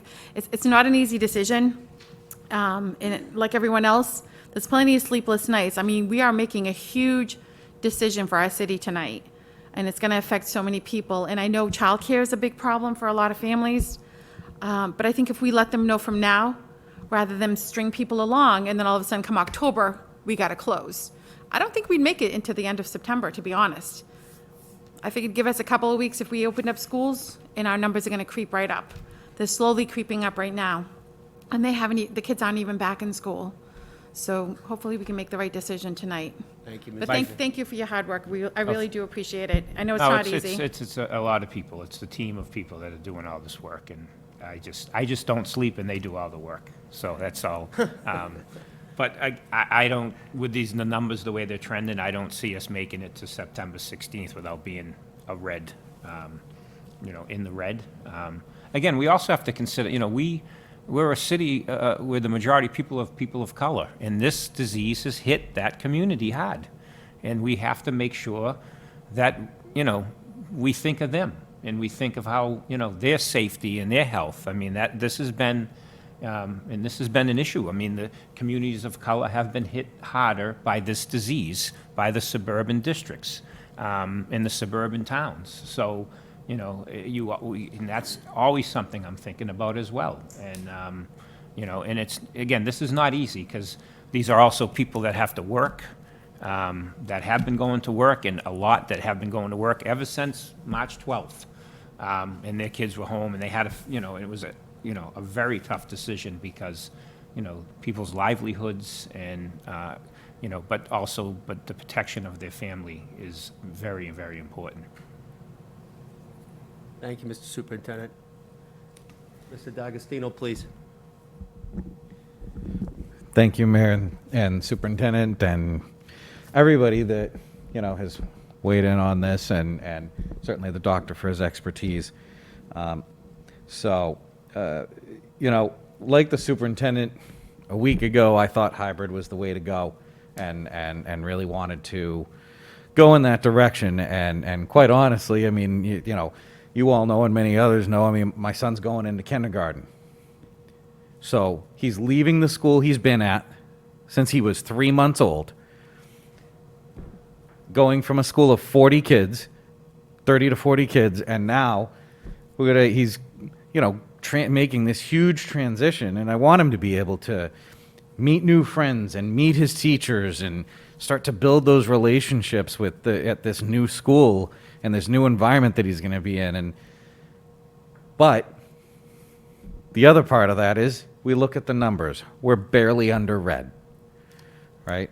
And maybe he wouldn't, if he got it, you know, my wife and I are reasonably healthy, maybe we'd be fine. But what about his grandmother? What about any other people that might, or God forbid, he become one of those cases that gets it at a young age and is negatively impacted by it? Or gives it to a kid who is compromised, or his teacher, you know? I mean, so there's so many aspects of this. And like I said, I want him to go to school, and this is a huge transition, you know, this year. But I don't think, given the numbers that we have seen tonight and the information we have in front of us at this time, that it is the safe thing to do for anybody involved, not just my own child or my own family, but for all of the people that he and we might come into contact with at this point. You know, I do hope that however the motion is formed, that it will be in such a way that we will reevaluate this frequently. Maybe every 4 weeks we reevaluate to see where we are. What do the numbers look like? Can we start to, you know, look at phasing in some kind of in-person? But for now, the numbers the way they are, you know, we've got 16,000 students, all of our employees and, you know, that work in the district, to think about their safety as well. And, you know, we'll have to figure out, and when we were all remote and when we were meeting virtually, you know, I asked administration frequently, what are we doing to engage with the kids who are not engaging? You know, and we'll still push that. So we'll absolutely have to monitor that and push for that engagement and make sure that, you know, no one's getting, you know, left behind. You know, but at the end of the day, if people are dying, you know, that's the top issue. I mean, I think right there, and we don't know what's going to happen. We bring all these kids back because we, like I said earlier, we've kept them all at home. And to Ms. Asak's point, and I know, you know, I hear what you said, Mrs. Sullivan, about the camps, right? And that's great. That is great news. It's also outdoors, you know, and so that's another. Okay, there's some indoor stuff, and I'm not trying to take a poke at you or anything. I'm saying I'm glad that that's gone well, you know, but unfortunately we don't have the option of holding school outdoors, you know, and even if we did, I think that, you know, we know New England weather, that'll be short-lived. You know, I mean, maybe there's some ways that in the meantime, while we're remote, we can have some, you know, little engagement, or I think the superintendent kind of alluded to something along those lines, or, you know, maybe there's some way that we can have some limited, just so there's some, you know, contact, but not formally in school daily with other kids, you know, at this point. So, you know, for all of those reasons, and like I said, I've read all the emails from teachers, from parents, and had the phone calls, just like all of you. And, you know, when it all comes down to it, you know, and I hear what parents are saying about, well, if they're not in school, hey, my wife and I both work full time. We're right there with you. You know, we've got to figure that out too. But at this time, based on the information we have today, tonight, I'm going to vote for remote. Mr. Rivas-Mendez, please. Hi. So, when I got first elected in January, everybody was like, oh, you're so lucky. You got the Student Opportunity Act. Like, you're going to have the best 2 years of your life. And then all of a sudden, we're hit with a pandemic, right? Yep. So now, before I came to this meeting, I'm going to be completely honest. I'm not sure if I had a sleepless night, because sleep is just amazing and valuable for me, but I've had a lot of thinking and overthinking. And sitting on this chair before I even got here, I was super stressed out. Because as we know, this is a huge decision that affects thousands of people and affects our beautiful community of Brockton, their families. So when we think about, like many of you guys said, a few weeks ago, we talked a lot about hybrid. We did a lot of parent forums. We did being in the subcommittee of the reopening. I feel like a lot of the discussion has been about hybrid learning because we thought that would be the best. Now we're stepping back and we're looking at the data and we're looking at the rise and we're thinking, okay, maybe remote would be ideal, right? Depending upon how we vote. But I guess where I'm not having clear understanding is how is remote going to look like? Because in March, as we know, we were in a position where we had to act quick, right? So there are things that didn't work well in March. How are we going to change that? Also, a huge, our vulnerable populations. I know Lori Mason, last time she spoke in this meeting, parents have been asking her, like, remote learning is tough for my child. So how is that going to look for special education kids, for ELLs, first and second levels, for homeless students? So this equation is not so perfect, right? Whatever decision we make tonight, there's going to be pros and cons. But I think the more transparent we are, which we have been, but the more we are, the more accountable, clear, and consistent that we are with parents, with teachers, with administrators, with the whole district, I think the better it'll be. And I like the fact that we've been considering a lot, reevaluating frequently, right? The decision we make today is not going to be a solid decision. We've spoken a lot about it being subject to change, not in fine print, in bold print. So I got that. But I guess I want more clarity on what are we foreseeing remote to be. You have that presentation. Oh, perfect.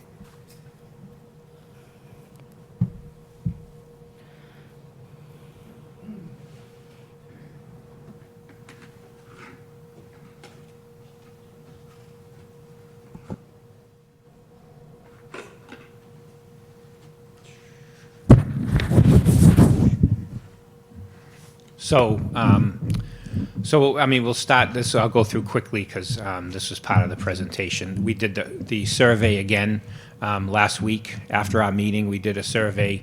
Obviously, would you like your child to be in school for the same 2 days every week and then be remote learning for 3 days to give consistency if we voted for a remote? And that was option A. Option B would rotate every week of a Monday, Wednesday, Friday, and a Tuesday, Wednesday schedule, which would rotate and change every week. And then we had option C, would parents that would want to enroll their child into the virtual learning, which would be you're not planning to send your child to school at all, and you want it to stay fully in a virtual school.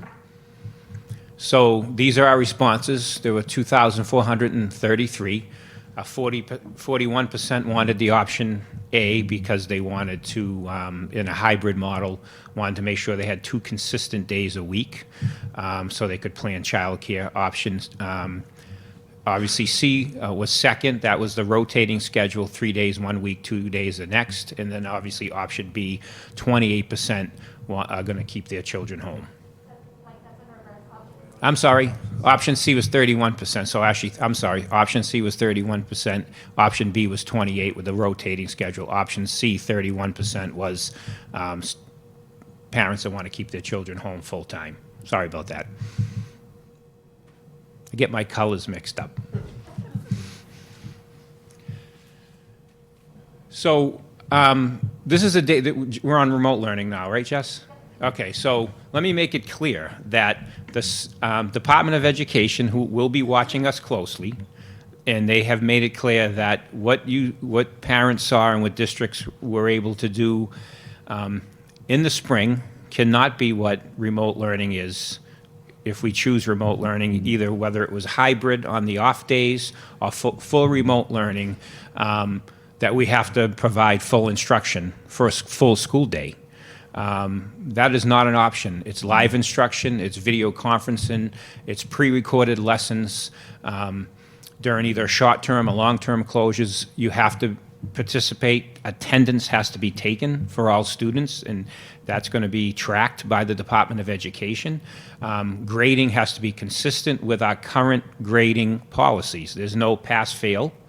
It has to be our current grading policies that are put in place, even in a full remote or hybrid model. So it cannot look like what it looked like in the spring, and the DESE has been very clear about that, and the commissioner has been clear on all the calls with the superintendents.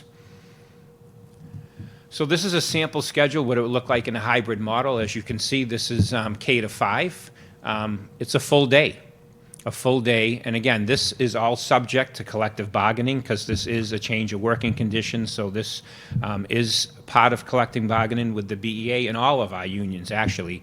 But that is an example of what a day would look like on remote learning for K to 5. Again, it's a full day that we need to engage students and take attendance.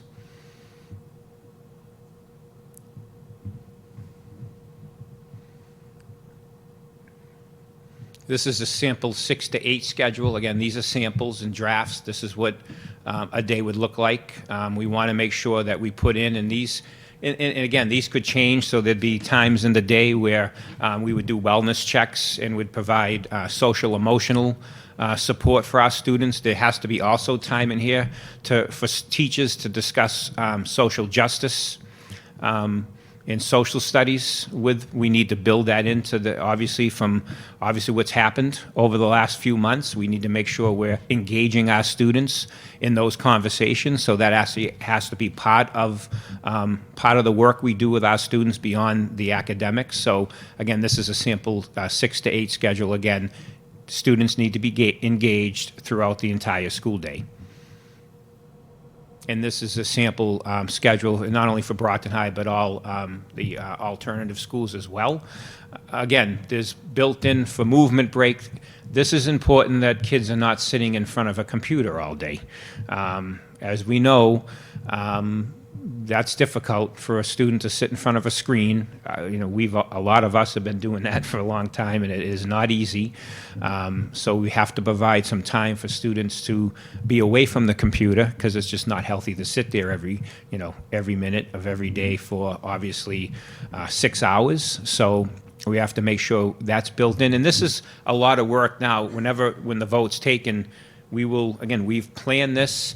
But now, once we know exactly how we're going to be returning to school, there'll be obviously much more planning put in place. The 10 days that were provided to us by the Department of Ed is huge to work with our staff in getting ready for the model that that is voted tonight. But again, this is a draft. It's what we need to show, obviously, the Department of Ed that students are participating in a full school day. And it's not going to be easy. I'm going to tell everyone, we found in the spring, again, that a lot of students were not engaged. Unfortunately, a lot of high school students had to go out and get jobs. And it was very difficult to track them down and get them engaged, because they had to go to work. A lot of them, their family members lost their jobs and needed to go to work. And we got emails after emails from parents asking, when is Central opening so we can come in for work permits? And I said, wow, this is, they're actually hiring these young kids to work during a pandemic, and they were. And once we opened, every day we have students lined up at Central for work permits. So, we have to take this all into consideration when we're building a remote plan, because we have to make sure we do this in reality for our students that meets the needs of all of our students, no matter what level they are.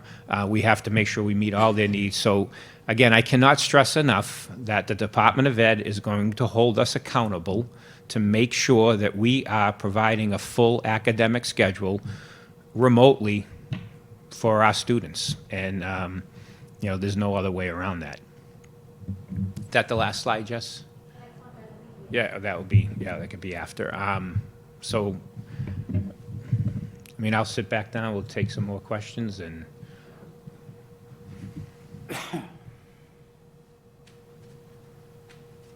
Thank you, Mr. Superintendent. Thank you for the question, Cynthia. Any other? And obviously Laurie and Kelly, I want to come up and actually answer some questions as well. So Cynthia, Thank you. special So then, education. from my understanding, remote means that teachers will physically be in the building. Educators will physically be in the building, and students will be remote learning for home. Or is that not accurate? That's what we will discuss later tonight. Okay. Yep. Okay, thanks. And then definitely want to hear from Laurie and Kelly. So Laurie, and actually we'll have Kelly come up first. Kelly Jones, Director of Bilingual Education.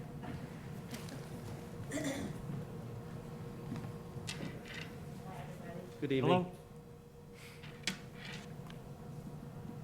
So, the last time I was here, I kind of talked a little bit about the structure of the bilingual programs in Brockton, where we have duly licensed teachers for those students at those earliest proficiency levels at the elementary, and that we have building ESL teachers for those at the higher proficiency levels.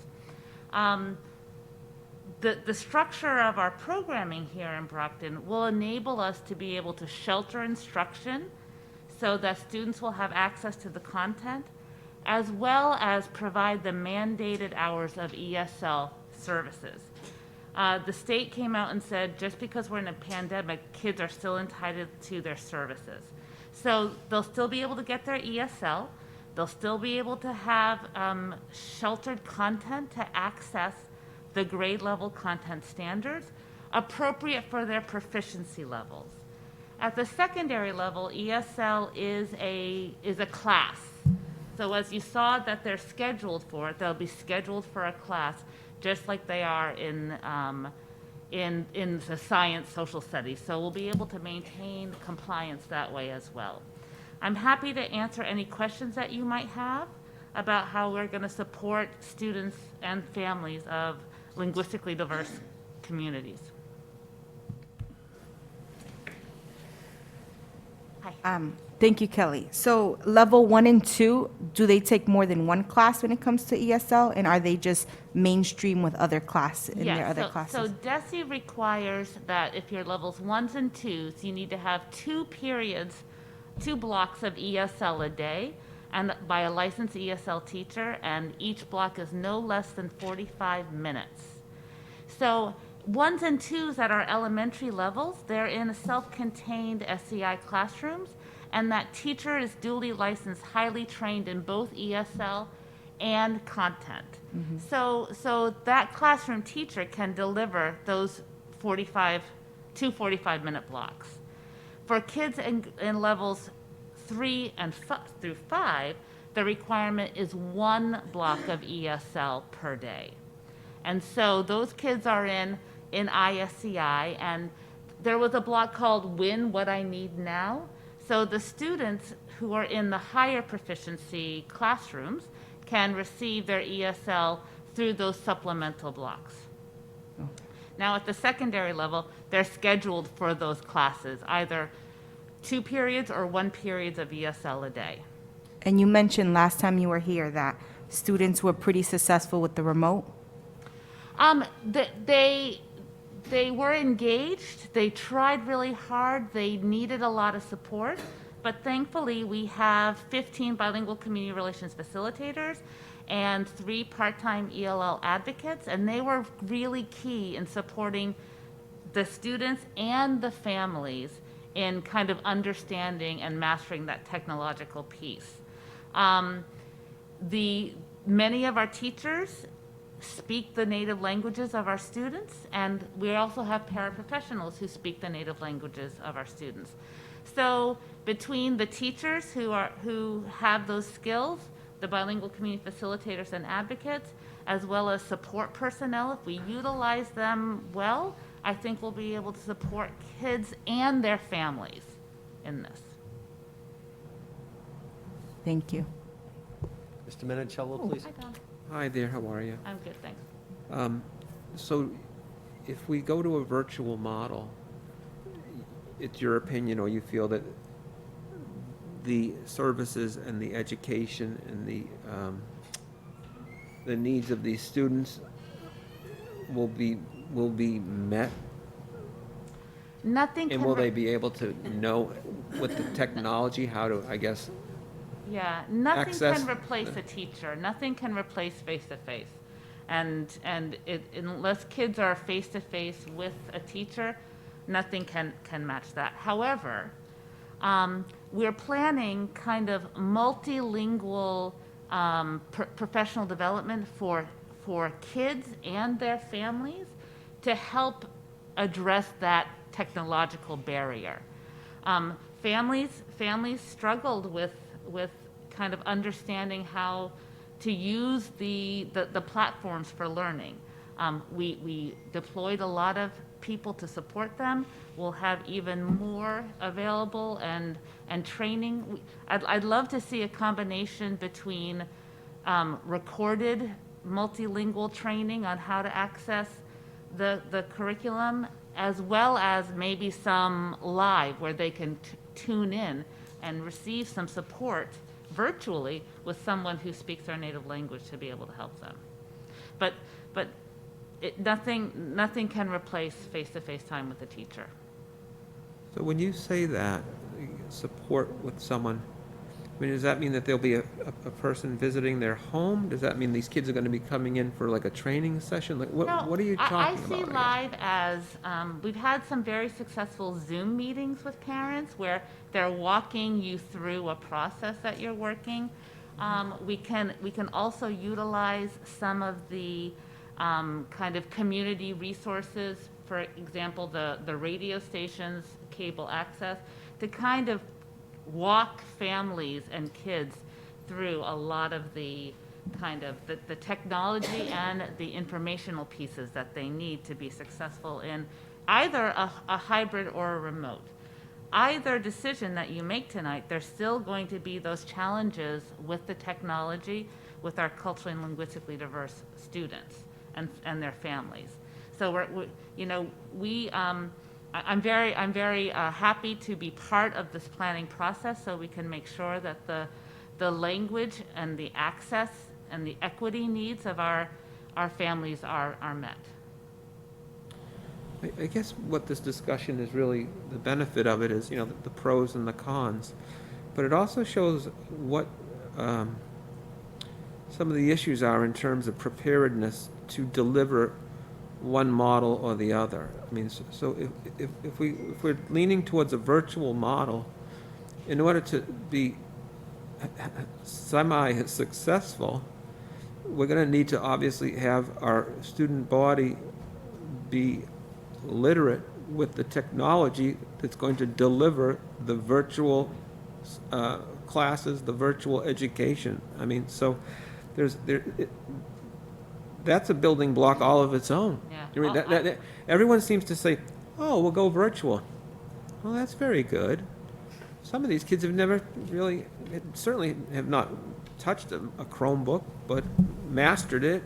I mean, so you're talking about, education plus training, to be able to deliver the education. So there's certainly two big steps there. So, and I'm not like, believe me, I'm not sort of like criticizing why we're in this boat. I'm just sort of discussing what our issues are that we need to deal with to be successful no matter what we do. And even if we went, hybrid, they're going to be 2 days a week or 3 days a week they're on their own, and they need to have education those days and know what to do with the Chromebooks or whatever it is too. So no matter which way we go, there is this building block that we need to deliver the technological savvy to the kids to do either one. Both have to take place somehow.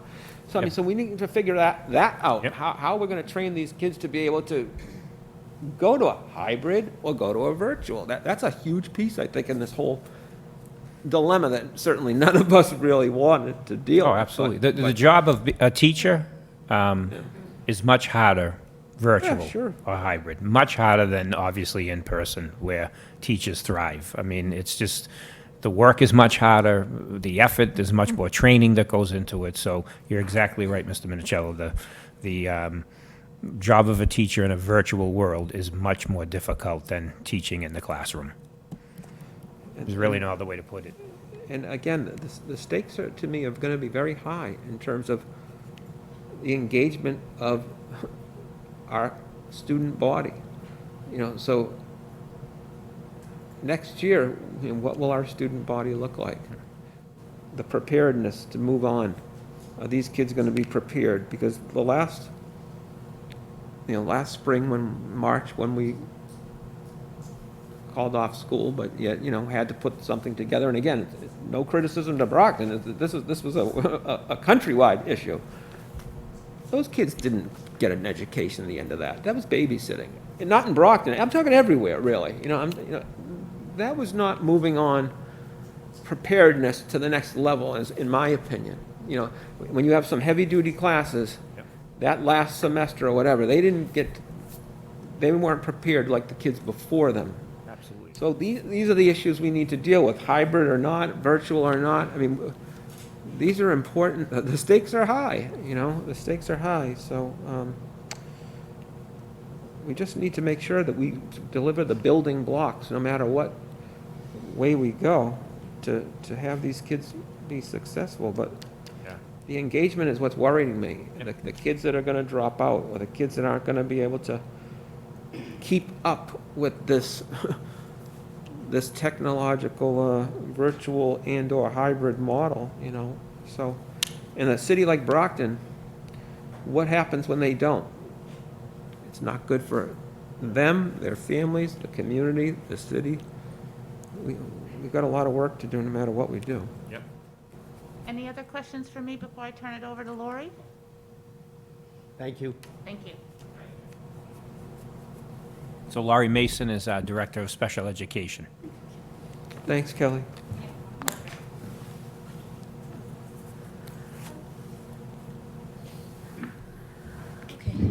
Hello.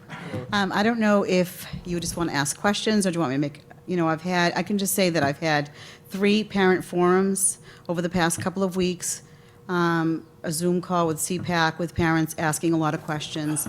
They're very nervous about their kids coming back to school. And then I have parents who say, oh, my kids have to get back to school.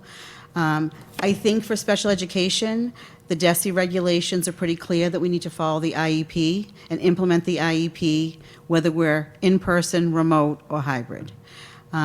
We can provide, I think the most important thing for us to do with our parents is to provide a structured schedule.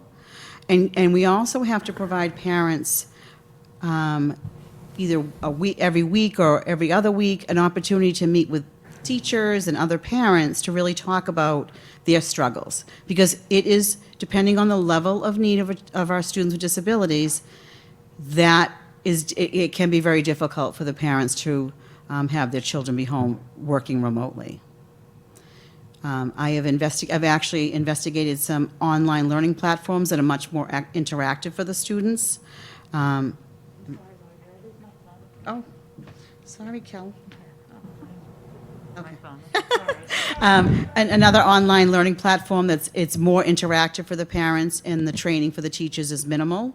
And I think that it's really important that we give students and parents a menu of options for students, because we do have a lot of resources in the special education department that are online learning platforms and are direct teaching platforms.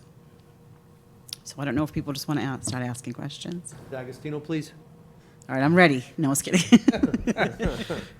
Well, thank you for joining us this evening and giving us information and your expertise to help us with this decision.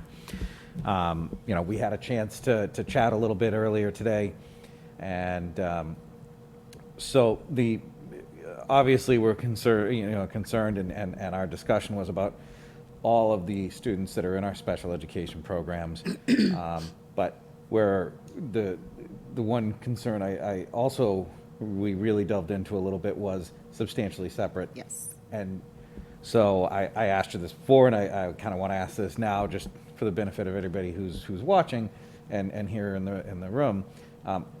How confident are you that you can educate substantially separate kids remotely? I mean, what does that look like? How does that work? Can we do that? So I think if the decision of the school committee is to go remote because of safety issues, then students with disabilities cannot attend school also, because that's really important that we make that clear, that if it's a safety concern, and we're saying students in Brockton Public Schools, that does include the students with disabilities. I think that it's really important that we're looking at, if we're going to be looking at, we're measuring that if we start out virtual, that we're looking in a month to really look at our numbers and track, and then bring students with disabilities back into school in a phase-in model that I'll be working with the superintendent and the executive team on what that looks like. Virtual learning for students with disabilities is going to be a struggle, but can it be done? I do believe it can be done. I think that my job as a special ed director is to provide the teachers with appropriate training, allow them to navigate different platforms, and then kind of mandate that what it looks like. So all teachers will provide a parent with a schedule, parent training, student training. The state is requiring that if the district does go remote, that every single student with disabilities must have an individual remote learning plan. That will be provided to the parent, that we're outlining all their services, what it looks like, when it would take place. And I think that we will have parents that struggle with that, but that's my job and my team's job to help facilitate for them to be able to have their children on remote learning. During this pandemic, a lot of my department has spent a lot of time speaking with parents to help them navigate, and a lot of things, silly things that we don't think of. The kids would forget their username and passwords. They did not know how to log on. Those things in the first 10 days of school, teachers are going to be trained in different platforms. Then we need to train the parents and the students in that same platform. This is how you log on, whether it's a video we show them. This is what we need to do. And we're working with a lot of our students that way and already developing some videos. But we take some of those things for granted because we just assume everyone knows how to log on. And then, I literally had a parent, must have called me 3 or 4 times, and her son just couldn't connect and couldn't figure out his username and password. And then we finally got him connected. I think if we're on top, if each special education teacher is working directly with their parents and the department heads are overseeing that piece of it, we're going to be able to work a lot of the kinks out that we couldn't work out.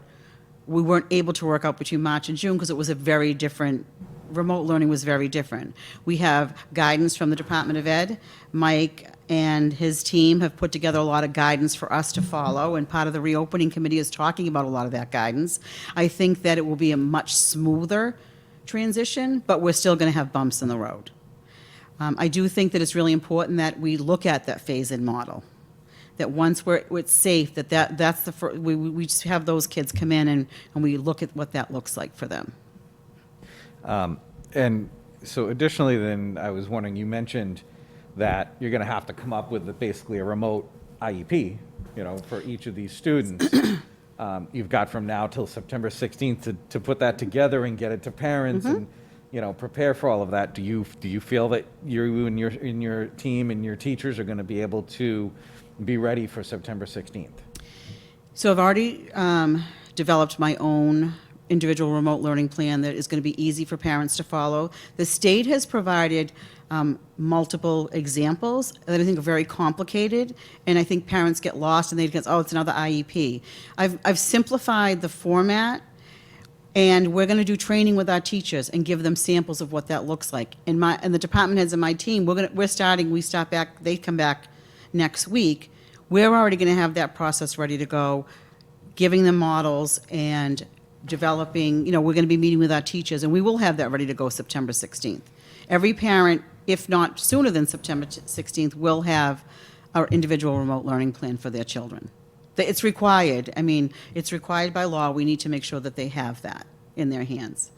And then there's opportunity for the parents to have that conversation with the teachers because they don't understand what it looks like. That's why I tried to simplify it and really say, okay, your student has a reading goal. This is what the reading goal works on.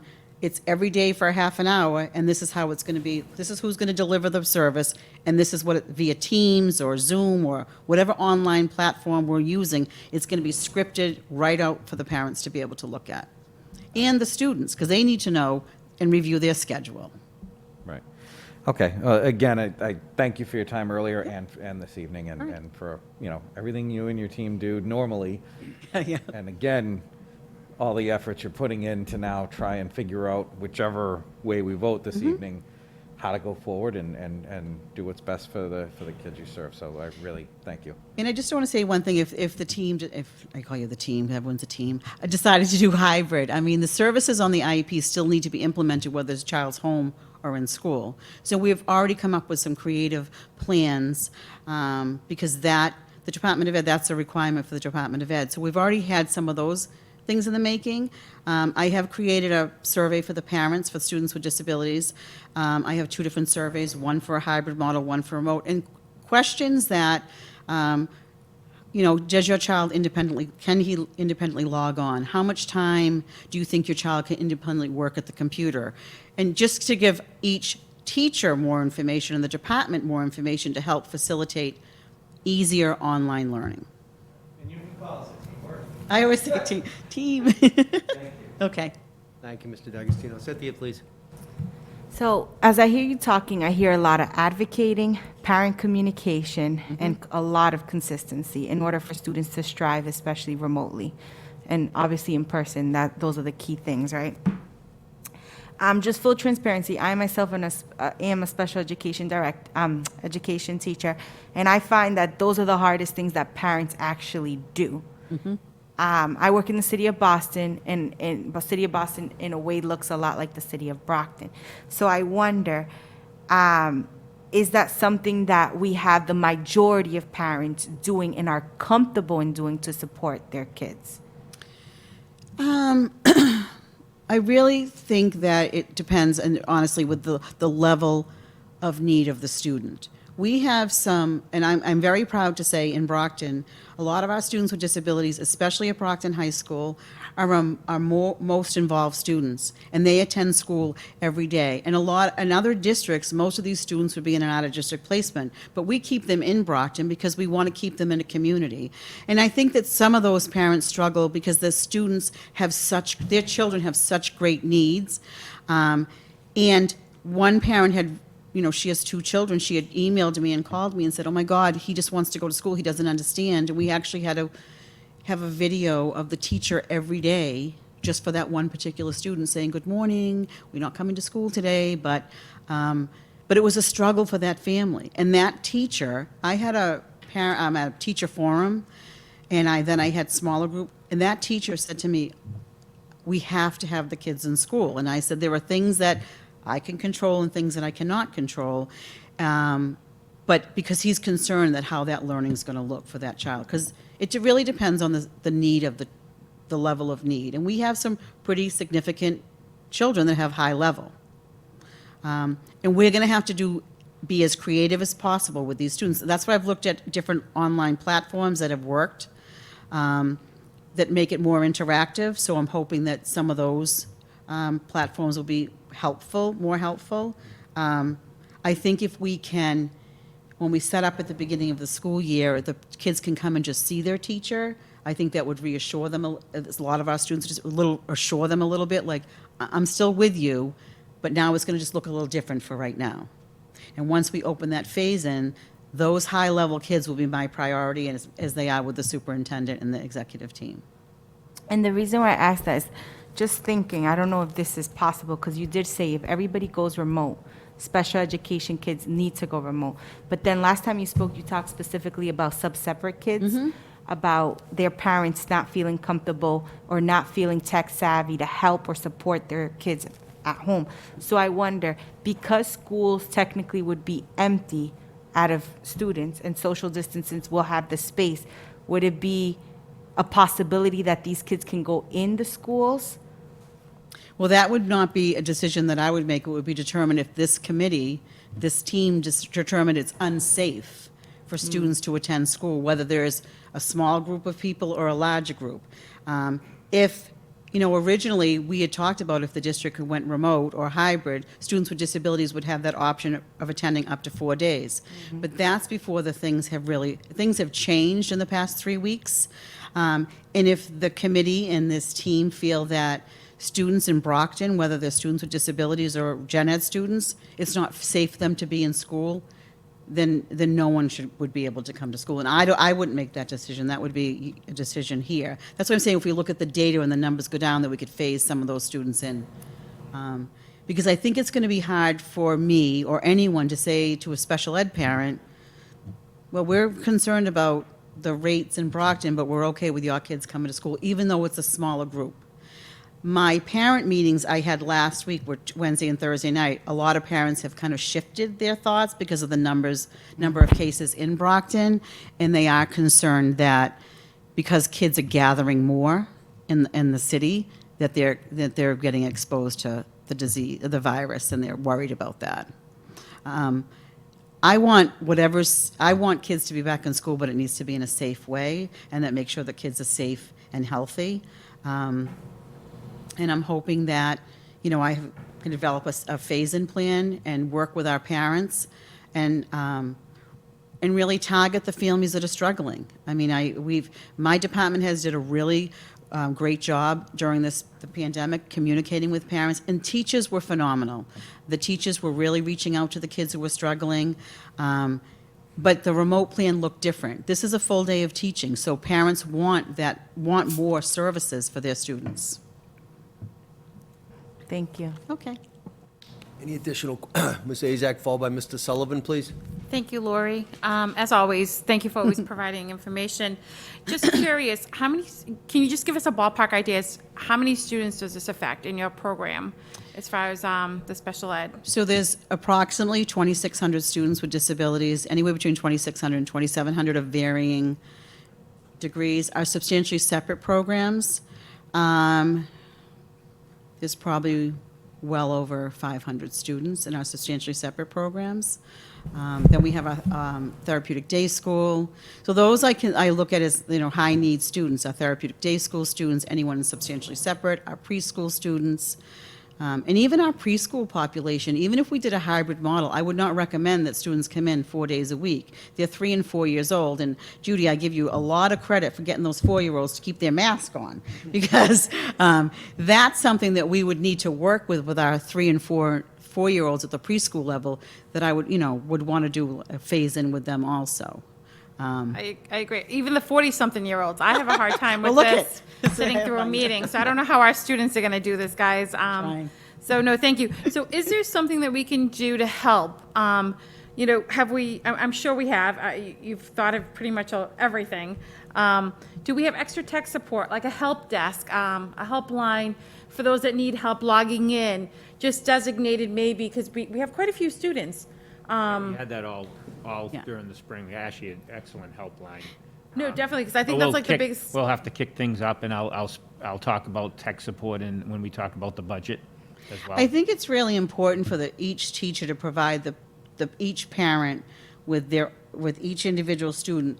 This is what your child's login, this is how they do this is how I can help you. And the teacher is really that connection with the parent. And if the teacher needs a resource, then, we have a whole layer we have a lot of very tech-savvy special ed department heads. I am not tech-savvy, so they would not be reaching out to me for any type of technology help. But we have great people in the district that, willing to help each other. And I think that even in the school, there are people in the school who can help out other people. I don't think it's more of the kids not being able to log on. It's more of the parent having to be the facilitator of their education. And I think that's where, if you have a child who has high-level need and the parent needs to be with them, that's what's difficult. I am looking into, it's called boomlearning.org.com. It's an application. A lot of students with disabilities are using it across the state. It's interactive. Parents, I'm using it with my extended year students right now. Some of our students in the summer program are using that. I've already contacted the company, and it's an interactive program for the students, but it's educational. And teachers they're called slides and decks. The teachers build those decks and can align it to goals and objectives. And it's very interactive. So I had a parent who, his child was pretty disabled, and he actually had mentioned it to me in the spring, and we was like, oh, let's investigate this. And his child is being able to, learn virtually because he would say to me, I can't sit, I have to sit with her all day. So just trying to find different applications that are helpful, and having those, I think one of the things that's really important is those live lessons. Parents and kids want to see their teachers. They want to see other kids. And I think that that's really important, that those are built into a student's calendar or schedule, that they're able to see the other kids in their class, communicate with the teacher, have the teacher do a lesson, have the follow-up. I think that's really important. And one of the things that I would like to build into the teacher's schedule is, every 2 weeks that they have like a parent, it's almost like a little parent group that they can kind of share ideas with. So so boomlearning.com or .org, I have it Thank written you. down over there, yes. Thank you, Ms. Azak. Mr. Sullivan, please. I work for the Boom, I'm just kidding. I was Thank you, just Lori. kidding. Yes. Lori, my question was about the IEPs. Are the IEPs done for next year already? So, during the shutdown between March 13th and June 24th, the Special Education Department held every annual review with the exception of 15, because those 15 parents wanted to have an in-person team meeting. They did not want to do a remote meeting. I have a list of those 15 parents, and I'm going to be contacting them over the next week to talk about that we're going to still continue remote and talk about what their concerns would be. We ran all our initials and reevaluations that we could, that had evaluations for, but we probably have a significant amount of meetings that we still need to run because we're not able to do the testing. So I'm working with other urban districts and determining, like, what are you using for testing? The Department of Ed really wants us to use teacher information, parent information, and hold those meetings. I've had a lot of parents say to me, I'll wait till you can open the door and I'll have my testing done. So we are in the process. I do have a plan for evaluating our preschool students. We have about 70 preschool students that were not evaluated between March 13th and June 24th, but we're going to be using the data from the outside agencies, the medical documentation, and I'm actually going to have the team meet with the student via Zoom or Teams to kind of do an observation and get those team meetings up and running so we can look at whether they qualify for services. I mean, we do have a lot of work to do in that area, especially if we go remote, because the kids can't come in to do the testing. So there are companies that do provide online testing. So I'm looking into 2 companies for that right now. The other part of the question, Lori, is it, like, when a student goes from elementary to middle school, is it automatic to be retested? No, it's every 3 years that the student is evaluated, or if a parent wants a child reevaluated. So we look at, if a student's evaluated in kindergarten, then would reevaluate them again in 3rd grade, and some parents have actually waived the testing because they just want a more comprehensive IEP, and then when we're able to evaluate them, we will. One of the things that when we're looking at remote learning, we have students in our substantially separate classes that say 5 times 300 minutes, which is, 5 hours a day. We do not expect a child on an IEP to sit in a computer 5 hours a day. So what we'll do is break down on the remote learning plan. We're going to give your child a half an hour of reading, a half an hour of math, social and science. So those minutes will be broken down, so they'll be able to access their goals and objectives.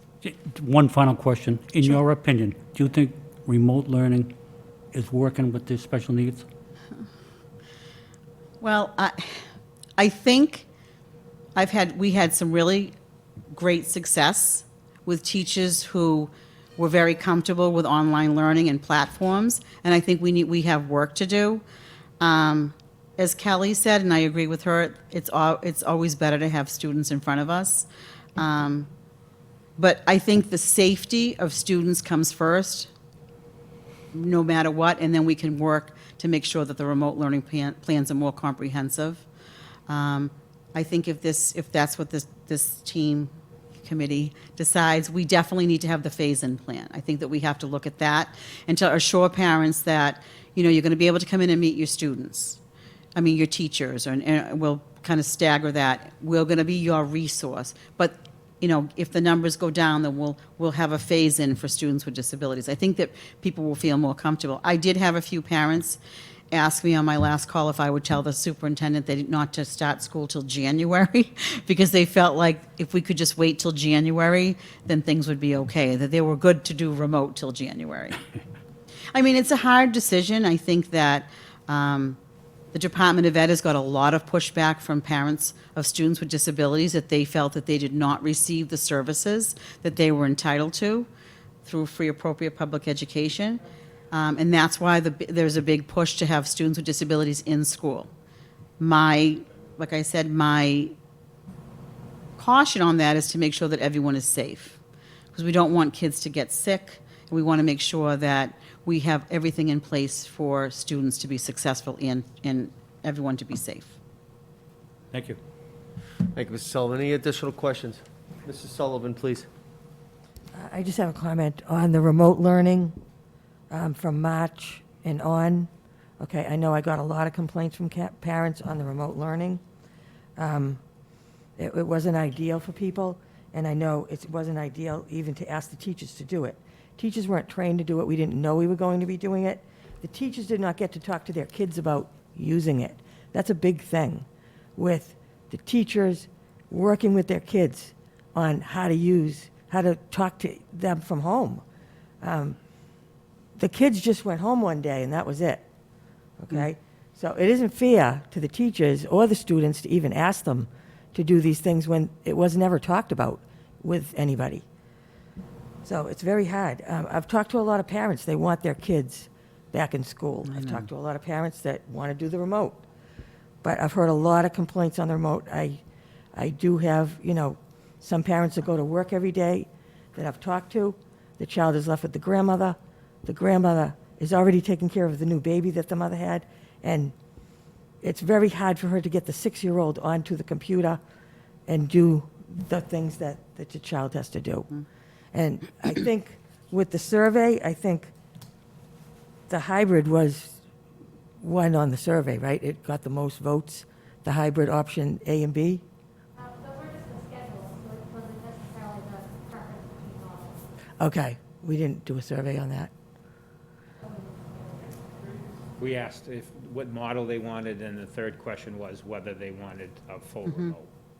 Okay, hybrid or that was- remote, did we have like a, Full remote was the second numbers on that? most. You can put them, That was just the schedule. no, but the one that parents were choosing to keep their students on, Yes, that was the second most popular. That was the second. That was third. So it was that favored up. remote? Did that went out? last Right. week. Right after our meeting that was, last week, Jessica went out, correct? Yep, and it was up through Sunday. Yeah, it was out last Wednesday through Sunday. The numbers have gone up since then. Yeah, exactly. Yeah. So just Thank you. consider that the numbers have gone up. So if we were to give the survey again, the question is, would the responses be different? So option A was the option where this is the two hybrid. Option A was the 2 days a week, the same 2 days a week, so parents could plan daycare. So that was 41%. Option B was obviously if you could rotate between 3 days to 2 days. And then option C was people that said they wanted to keep their student home and be in a virtual program. So obviously, that was the three. But we did not ask a specific question at that time. Do you want, would you want a remote or do you want hybrid? Okay, so we never asked them that. Okay. I've heard different things, but I've heard a lot of people that want their kids doing the hybrid model. Okay. And Mark just walked out, but I just wanted to say, it's not completely, the camp that I work at is not completely outdoors. When the children use the bathrooms, okay, the children go in to use the bathrooms, and you know how many surfaces children touch in a bathroom. Okay, the bathrooms are cleaned a lot during the day, but they're not cleaned after every time a child touches something. So I will explain that to Mark afterward. We also go in for story time, naturalist visit, and little 4-year-olds touch each other and they're playing close together. So I think it's a really good statistic of of kids being together in groups from different areas. So I don't want to like lessen that. Judy, can I just ask you, how many of those kids are from Brockton? Because if we look at like Hingham and Situate and Cohasset, There and are Halifax, some the children- numbers are so low. Yeah, but we do have kids from Quincy too. Okay. So that's another city. They're only the city of presidents. We're the city of champions, though, right? That's I right, keep telling my that's Quincy right. friends that. Can I No. just make one more comment? I think some of the parents had shared with me that they were more concerned if the district opted to go hybrid and they opted for their child to go remote, would they have the same classroom teacher? That was a lot of parents are sending me emails over the past couple of weeks that could not attend this parent forum that I had because they're concerned about that. They're nervous about sending their child to school. But if the district had deemed we're going hybrid, they wanted to make sure that they had, and I think that is my response to a couple of parents who emailed me is that would be very difficult for a teacher to have a classroom in-person model and then have a remote because that would be very difficult. And I think that's a lot of concern for a lot of the parents, that they want to make sure that their kids are going to stay with the teacher that they are either familiar with or that they met. Because we did a lot of transitions in June. Kids met their new teacher. We did that via Teams and Zoom, so people have that familiarity. So I think that that's important too, to know that a lot of parents have said they want their kids to stay home, but they want the same teacher if we did the hybrid model. So that's something that would be extremely difficult, I think, for students, for special education teachers to implement that.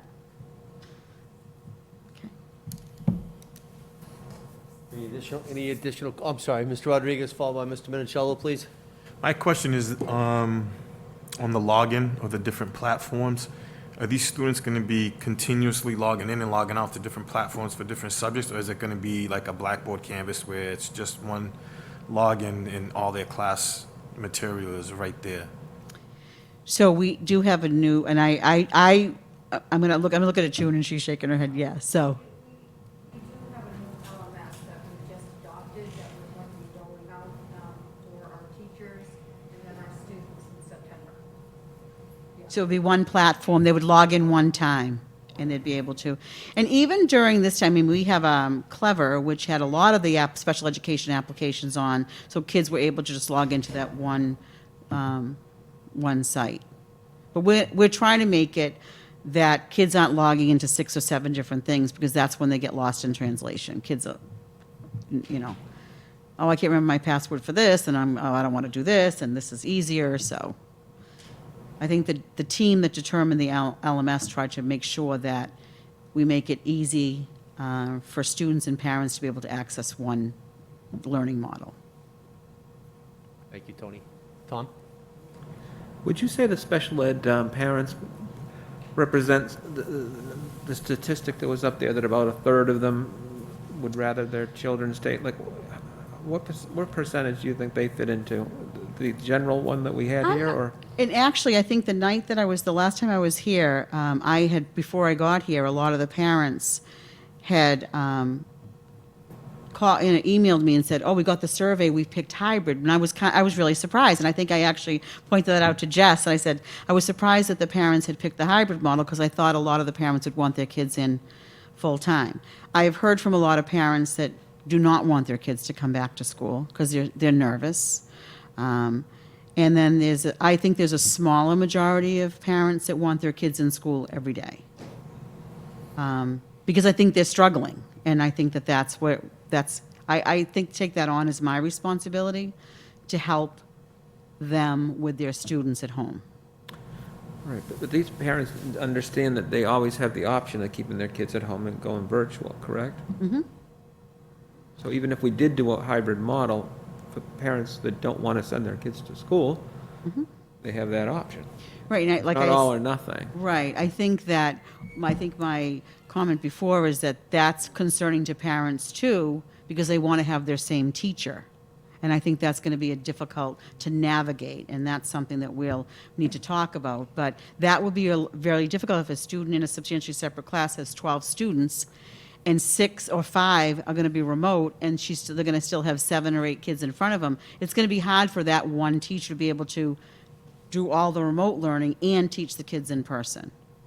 That's a big concern of the parents. They want to have, and I think that would make the decision on whether they send them hybrid or remote. And then if, I guess this is sort of a question not just for you, Lori, but let's assume that a third of our parents keep their kids at home. And so obviously our numbers, so let's just say we have 15,000 kids, so now we're dealing with 10,000 that are opting to come to school. And if in fact the 10,000 kids, we adopted a hybrid model, obviously that makes it even more manageable than our original assumption, because our original assumption was we're going to factor in the whole student body, right? So, how would that affect, I guess, your outlook in terms of things, if we're dealing with a third of the kids that aren't going to come to school and a hybrid model with basically, 2/3 rather than, Yeah, you would have classes closer to 7, 8 than the 14. Or right? Probably closer to 10, And maybe those 10. numbers would sort of match private schools, because I'm hearing those are the numbers in private schools that are, Yep. you know, They would be closer to private schools, but again, it's all based on the numbers of, and then our vote tonight isn't going to be based on a full year, correct?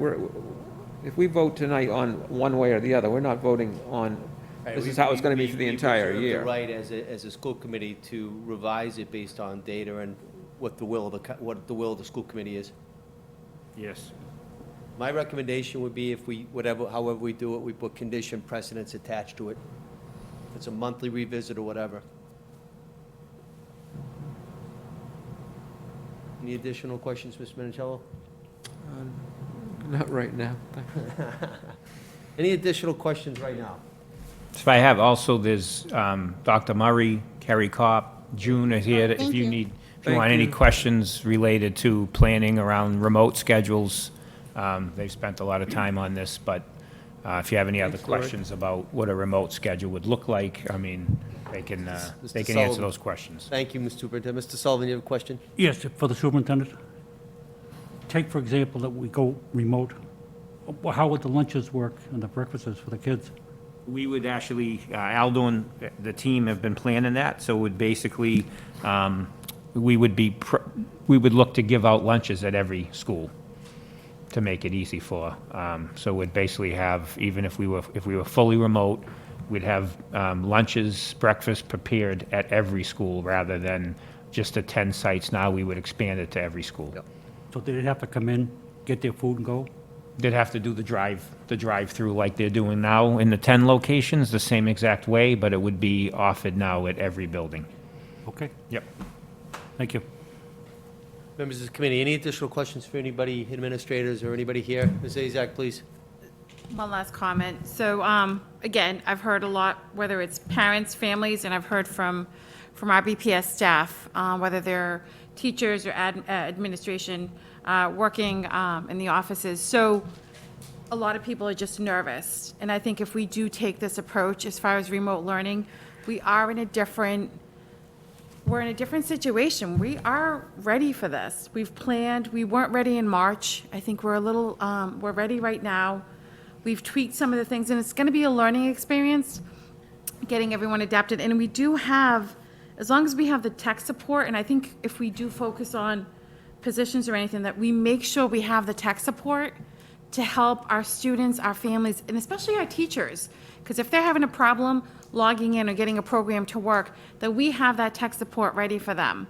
So again, it's about safety.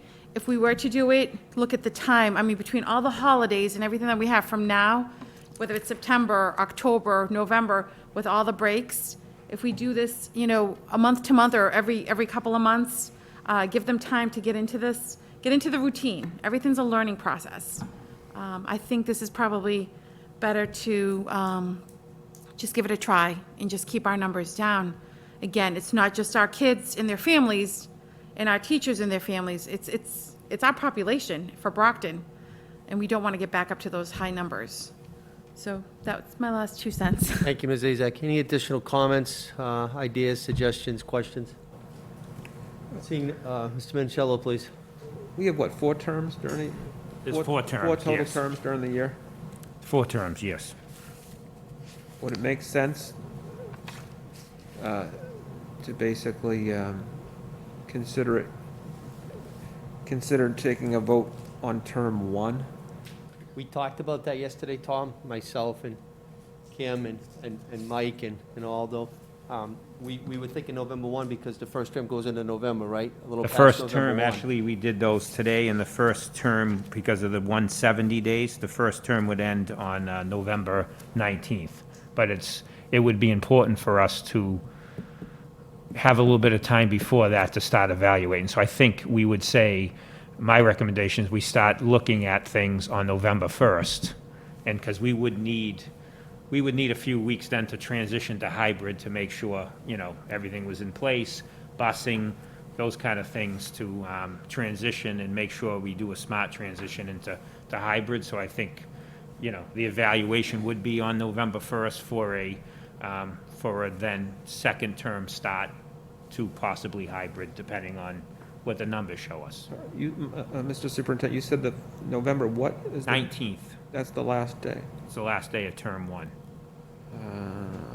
That's 44 school days.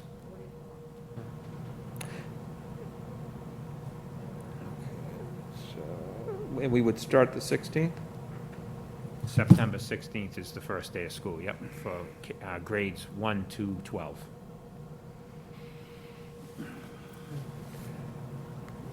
Okay, yeah, I think you have to give yourself enough lead time. Yep. If you're gonna shift gears based on new information or numbers, either to shift into one model or the other, depending on what our data shows. You definitely need lead time, so. Yep. So maybe we could start to. I mean, you could, in theory, what Tom was saying, you could, if whatever the will of the school committee is, if you took a vote, right, and you said it's for first term, but with the condition attached, that it has to be reviewed on or before November 1, which would give us enough leeway and give us more metrics and data. I mean, the way I was looking at it is, I think we should make a decision less choppy and make a decision for term 1. Whether you go hybrid or whether you go remote, make that decision for term 1 and you build in a date for reevaluation going forward, perhaps for term 2. So that way, term 1 will be consistency. No matter what model you go with, term 1 is going to be consistent. It's either remote or it's hybrid. End of story, but then we make a decision, because I just think that choppiness would be ridiculous, and they would need time to transition if you go one way or the other. And I think you would make a fresh decision for term 2, just to have things organized. That way people can, you know what the deadlines are, you're not gonna say, oh God, with the shifting gears in the end of October.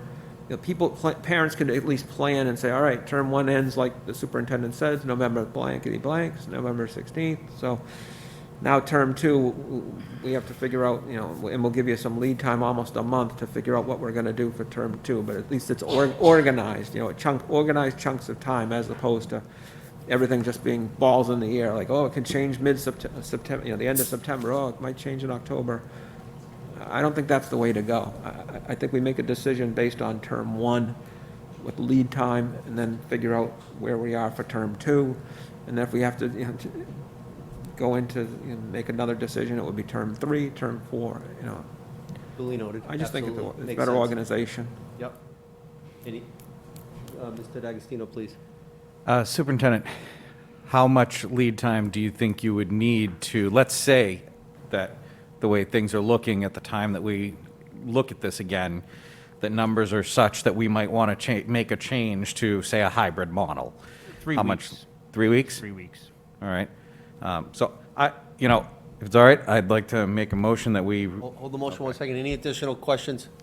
Quick question. So if we do focus on term 1, maybe just revisit it every couple of weeks, because you got to remember, it's really, October 30th is a Friday, and then you have November 1st is a Sunday.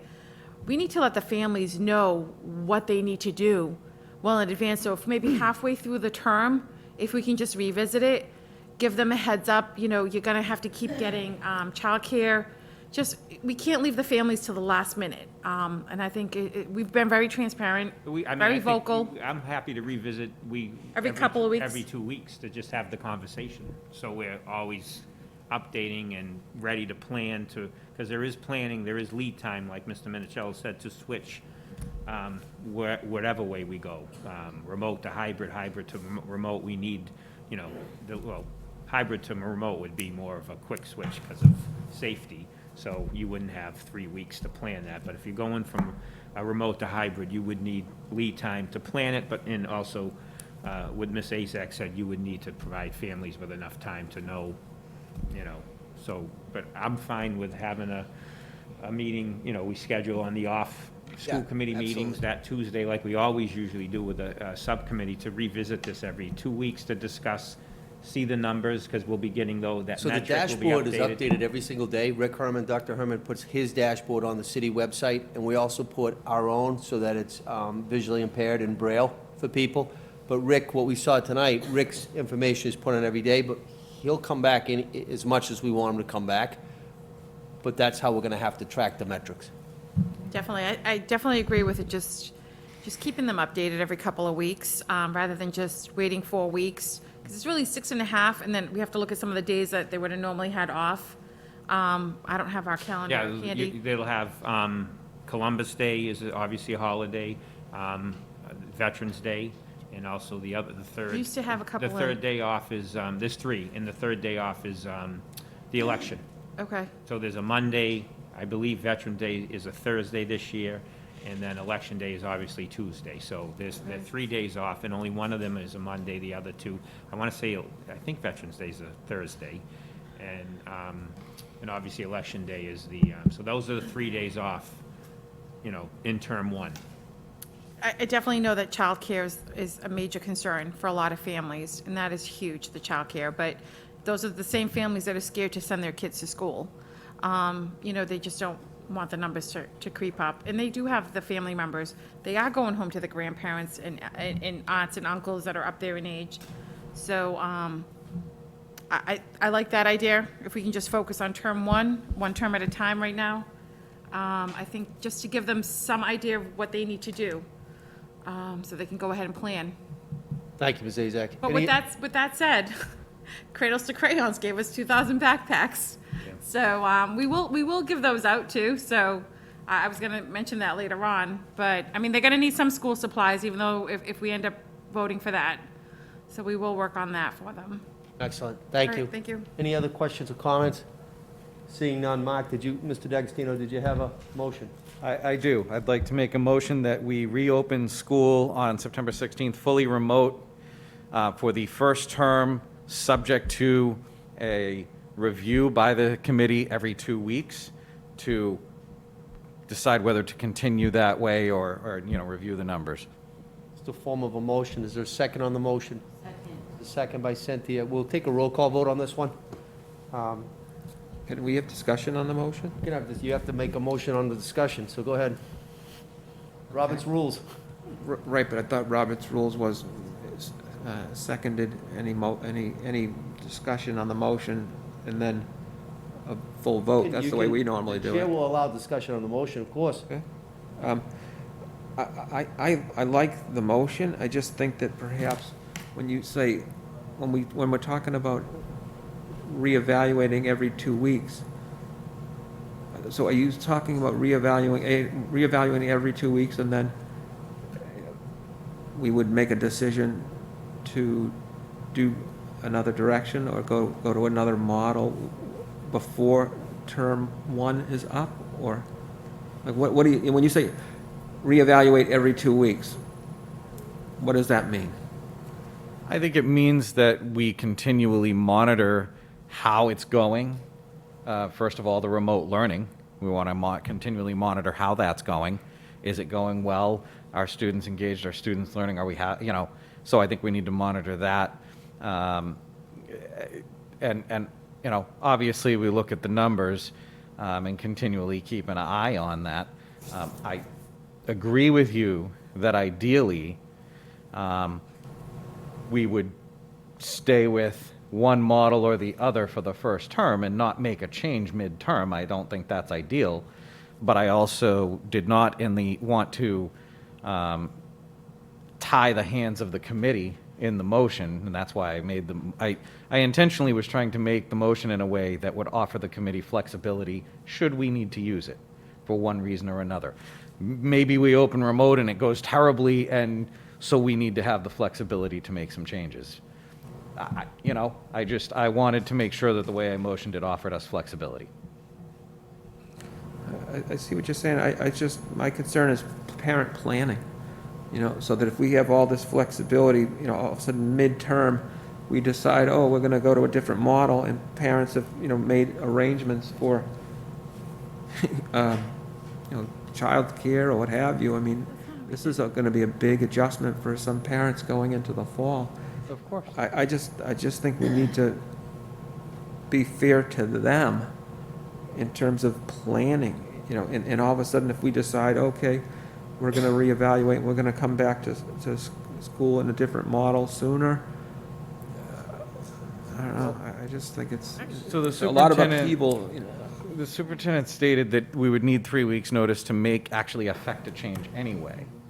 So would it make you feel more comfortable if I added some language into the motion that any change would be subject to a 3-week notice?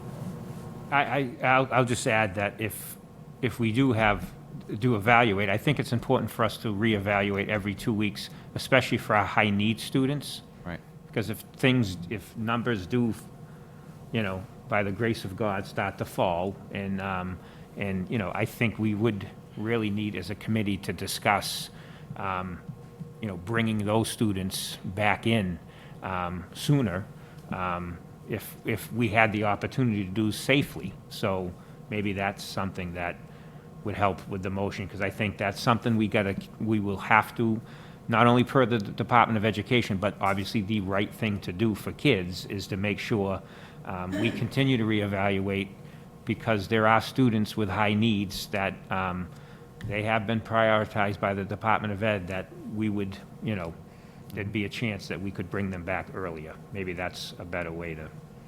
So how would you, what are you suggesting, like my amendment? But I to the think that's motion? one of the reasons for, maybe we do, like Mr. Minichel was right, they need time to switch over, but I think we evaluate every 2 weeks to watch the metric and then start to decide what we do. And then we would obviously have Laurie come back and give us updates on how things are going, not only for special ed students, but Kelly with bilingual, and then all our students would be updating you every 2 weeks of how things are going. And then if, the metric gets better, then we can start to phase in, like Laurie said earlier, our high need students a little bit earlier than our other students in a hybrid model. Would perhaps, if I amended the motion to, again, have so any change in the model would be subject to 3 weeks' notice? You want to amend your motion? Okay. Yes or no? Because if you want to amend it, we have to have Cynthia pull her second. So you want to amend it, correct? Yeah, I mean, I think, So Cynthia, will you redact your second on his original motion? Yeah, I pulled my second. Thank you. So the floor is yours. thank you. Mark, 1 second, sorry to interrupt. So can we get clarification? So we are planning remotely for the first term, and then halfway through the first term, to give the parents enough time, we're just going to keep monitoring. That's how I understood it. Is that what we're, No. the way like you Mr. would- Minicello said it, I'm thinking, no, we're not going to change every 2 weeks or 3 weeks to a different. No, I think what Mr. DiAugustino said, we would evaluate where we are every 2 weeks, not only the metrics, but also how things are going for all of our students in the remote model. Okay, but it would be for the first term to go remotely. Yeah, the And then we motion would is to go definitely- remote the Okay. first term, but that we'll just keep monitoring it and reviewing and looking at it, and again, the way I made the motion was just to give us flexibility to, and to be honest, accountability to continue to review and look at this and make sure that what we are doing is the right thing to do. I certainly understand that, we need to give enough notice for the district to change gears if we were to decide that it made sense to do that, and for parents as well. So I have no problem amending the motion to add subject to a notice of 3 weeks of the effective date of any change. I mean, does that make everybody feel a little better? Sure. I mean, We can't give them any more or we than just that, lock in for unfortunately. for the first term. I don't know if it makes sense to not have us at minimum just continually monitor how things are going and if it's successful. So I guess I'll ask the superintendent, do you anticipate any circumstance where you would want to phase in prior to the end of any term, I guess, first term on the table right now, a phase-in of a different model? Yeah, I would look to, if we would really need to watch our high-need students, our special ed, our bilingual students. So I would look to phase them in if it's safe to do so before regular ed students, just so obviously it's a mandate by the Department of Ed, and I think that's something that we would have to really consider and watch.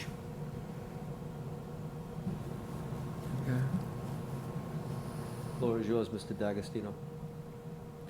Well, I mean, I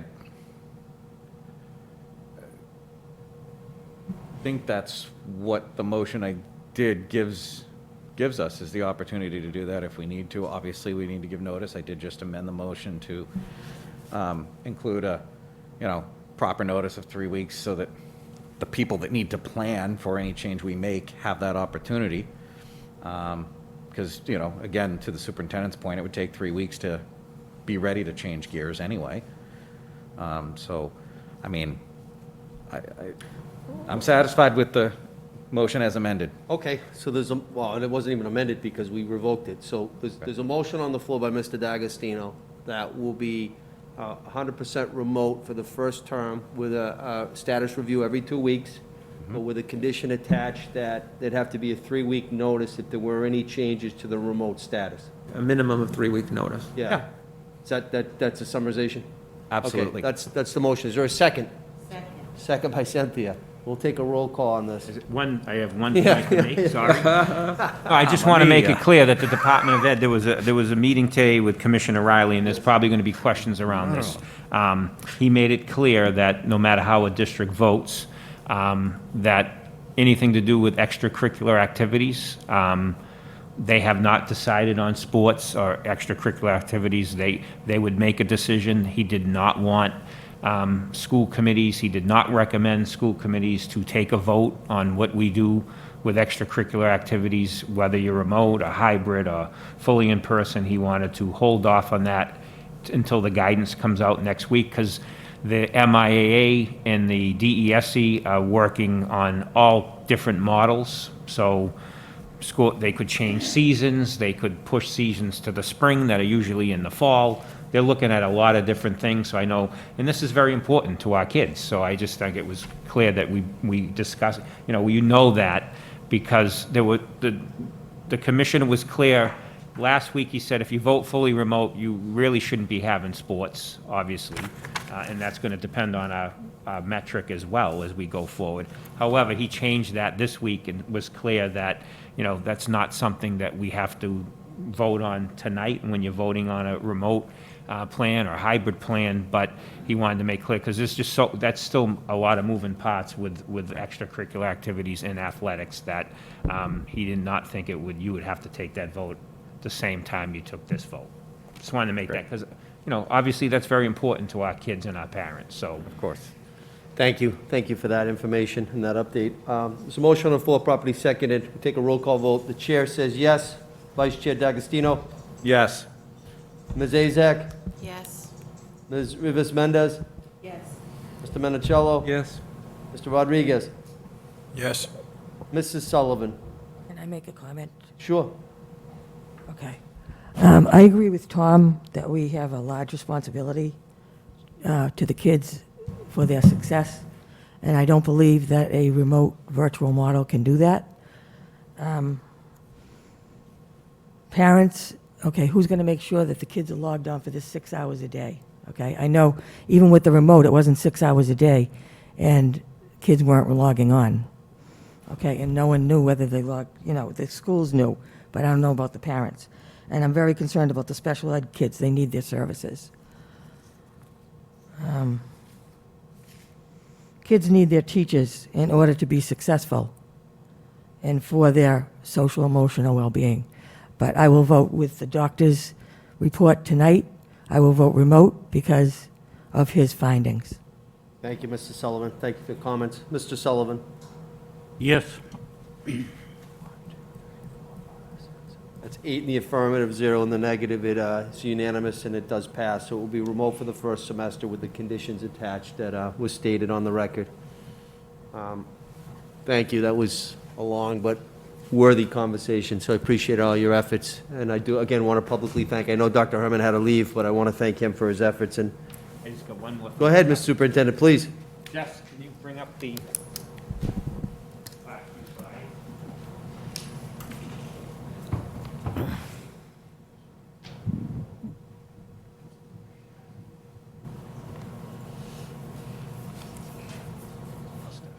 So, obviously, we've spent a lot of time, the executive team, myself, and Kim Gibson, and also she's worked with the school committee.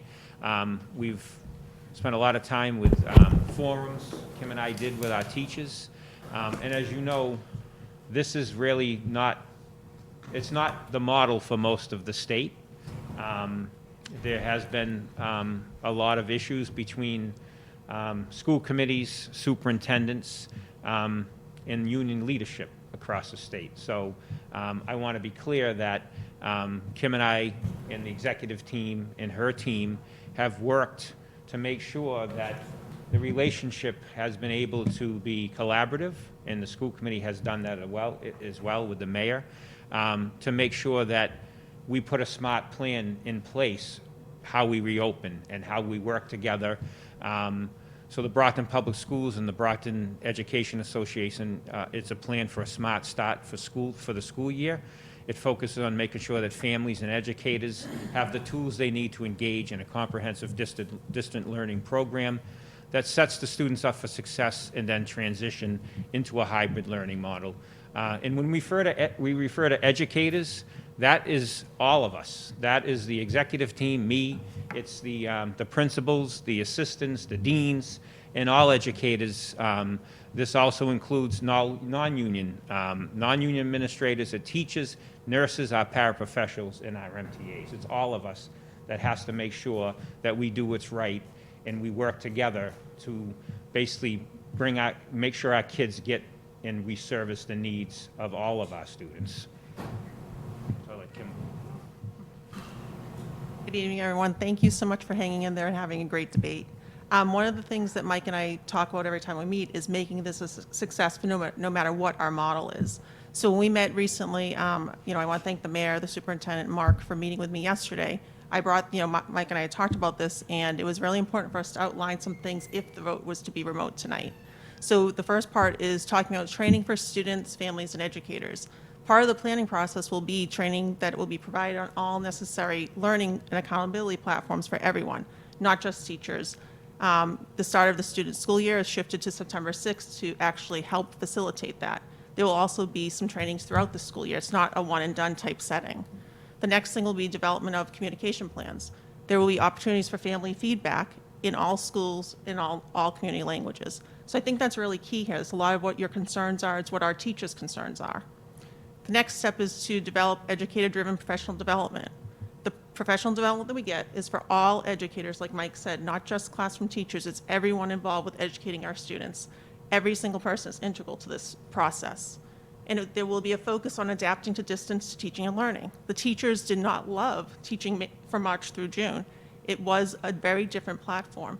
This will give us all a level playing field, and they will develop those lessons. The next step is really looking at the access to technology and Wi-Fi. We talked about the distribution of laptops, chargers, and hotspots to all students. What we will bargain is some type of a process that we will use after consulting with the Board of Health to actually bring students in as small cohorts. We've talked about doing it outside, under tents with 5 kids at a time. It's important for the students to see their teachers. That is something we'll bargain over. The other thing is, some of our educators don't have the laptops. Paraprofessionals and MTAs will need them. That'll be something that they'll request for that. The next step is family workshops. We are going to put together a series of free workshops for families to help them best assist their students. Mike will talk about that one a little more because he's the expert on the families. And then our at-risk students, we know there's a need out there. It's the same population you've been speaking about. We want to develop teams of dedicated staff from every building to work with those at-risk students and have a plan in place for them. Those are students who have social emotional needs, and we need to focus on that. So I think that in working together, we will have a very strong plan for Brockton Public Schools. And I think that it's very doable. There's a lot of work to be done in 3 weeks, but we're all dedicated to that. So Mike can let you know which groups will be helping with our families. So obviously, the Oversight Committee at the North Community Center has offered their services. We've obviously worked with the NAACP and their Education Committee to help us, so they will all be, and parents have reached out to me, and we will use everybody to help train and work with our parents in all languages so they understand what is expected of their students and of them during the remote learning. So it's a much easier process for them, because with a new learning management system where things will be held in one location, which will make it much more easier for parents to navigate and assist their their children. So it's very important that we have the community involvement to help us work with our families and train them. And also Sharon Wolder and her team of adjustment counselors play a huge role in what we do with our at-risk students and all students who are suffering from the COVID-related issues, closing, obviously social justice issues. So those will all need to be addressed and supported for all our students and families as well. So Sharon and her team have been working with adjustment counselors. There is a social and emotional working group through the reopening committee that has been doing great work, and they actually have surveyed students, and we can present that to you next time. If you have any questions, Sharon can answer those for you. But they've reached out, we've surveyed students, we'll be doing more work with families to gather more information before kids start school so we can assist families more and provide the support they need. So basically it's a plan in place where we have those 10 days of PD. It has to be a joint effort throughout administration to teachers to paras, MTAs, to make sure we do what's needed for our families and our students, obviously. That's it, right? Thank you.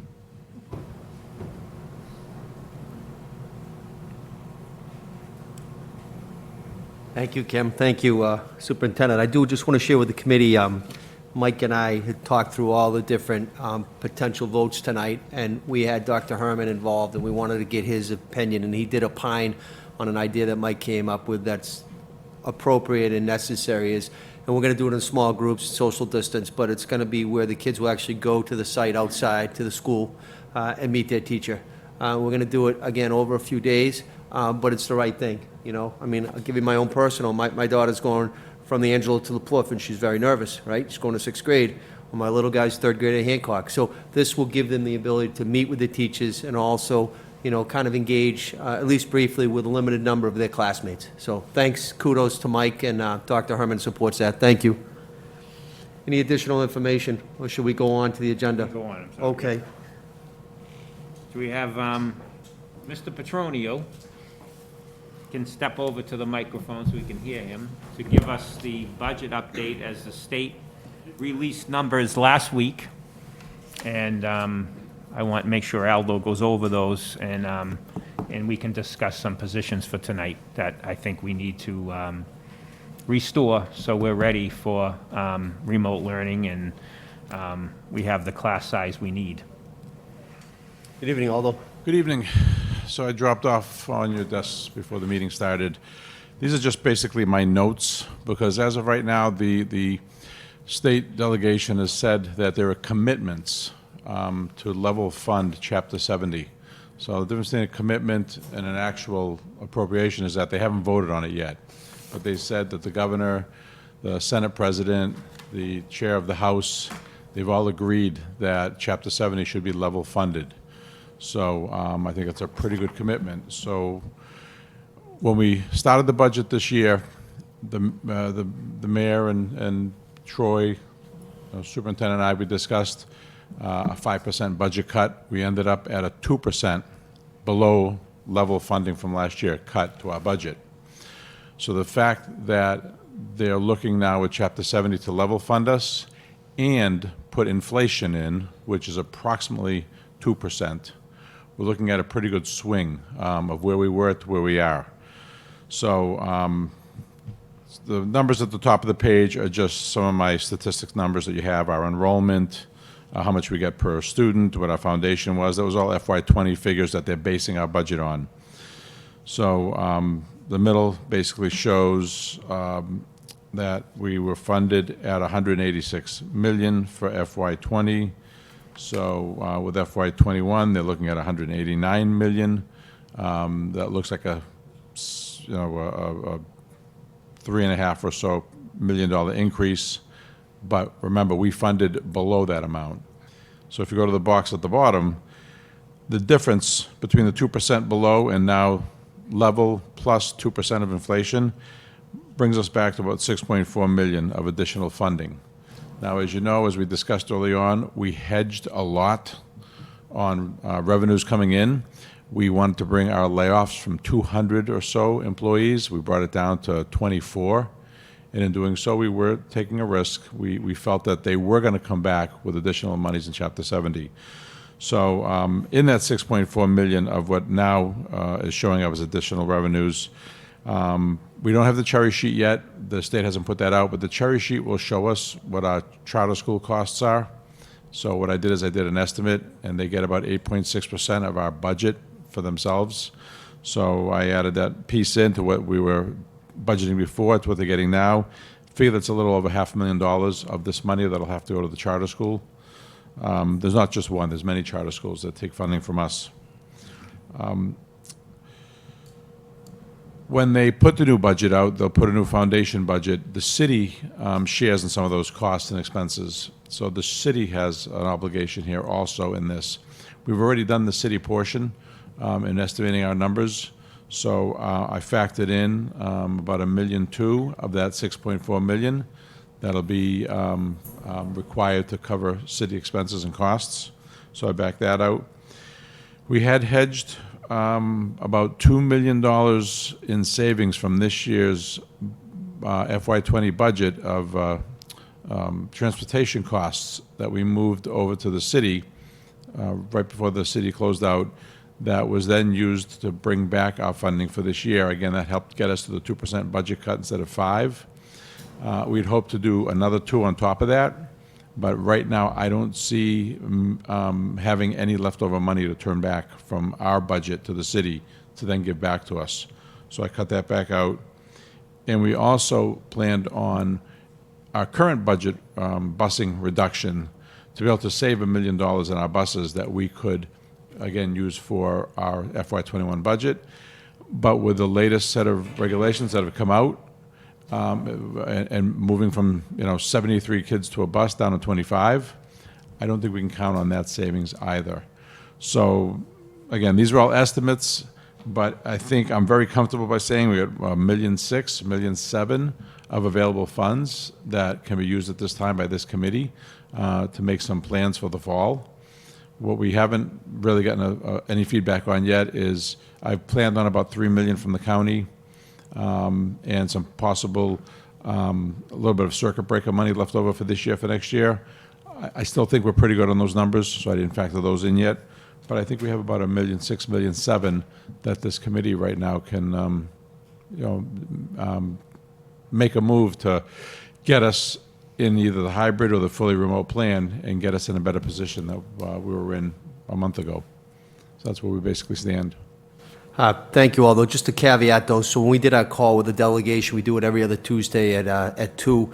It was Senator Brady this week, and Rep. Dubois, Rep. Cassie, and Cronin couldn't make it. But again, Beacon Hill has made a concerted effort and a vote through October 31st for level funded, right? There is no, as Aldo said, there's no guarantee, and with the spike, and who knows what rollback's going to be. So we have to be very cautious. We can't hedge our bets on this. But we really have vetted it out. We've really done our due diligence as a team on the school side and city side. So just to give an update on the CARES Act, I spoke to County Commissioner Greg Hanley on Saturday. I have a call with County Treasurer Tom O'Brien tomorrow. We still have not gotten our first submission, which was 1.7 million. So we just have to continue to fight that effort. And then round 2 is going to be heavy in the millions of dollars. And round 3, again, is only geared towards libraries, veteran services, and senior center council on aging. So thank you, Aldo. Sure. Any questions for Mr. Petronio? Mr. D'Agostino, please. Thank you, Mayor. Thank you, Aldo, for coming tonight and sitting through our very lengthy deliberations in anticipation of your part of the meeting. Doing it for years. I know. So we had, as you said, I think it was $1 million, $1.4 million in savings in buses. Obviously, with the vote we just took, where I assume any busing costs at the start of school anyway would be minimal, if any. What is the? Well, there will be busing costs because, some of the other private schools may, like Cardinal Spellman is going back full. Right.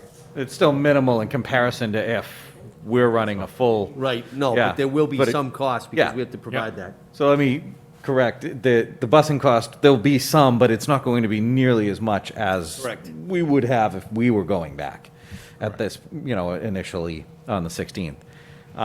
Do you have any idea, and I know we just voted on this just now, what kind of money that?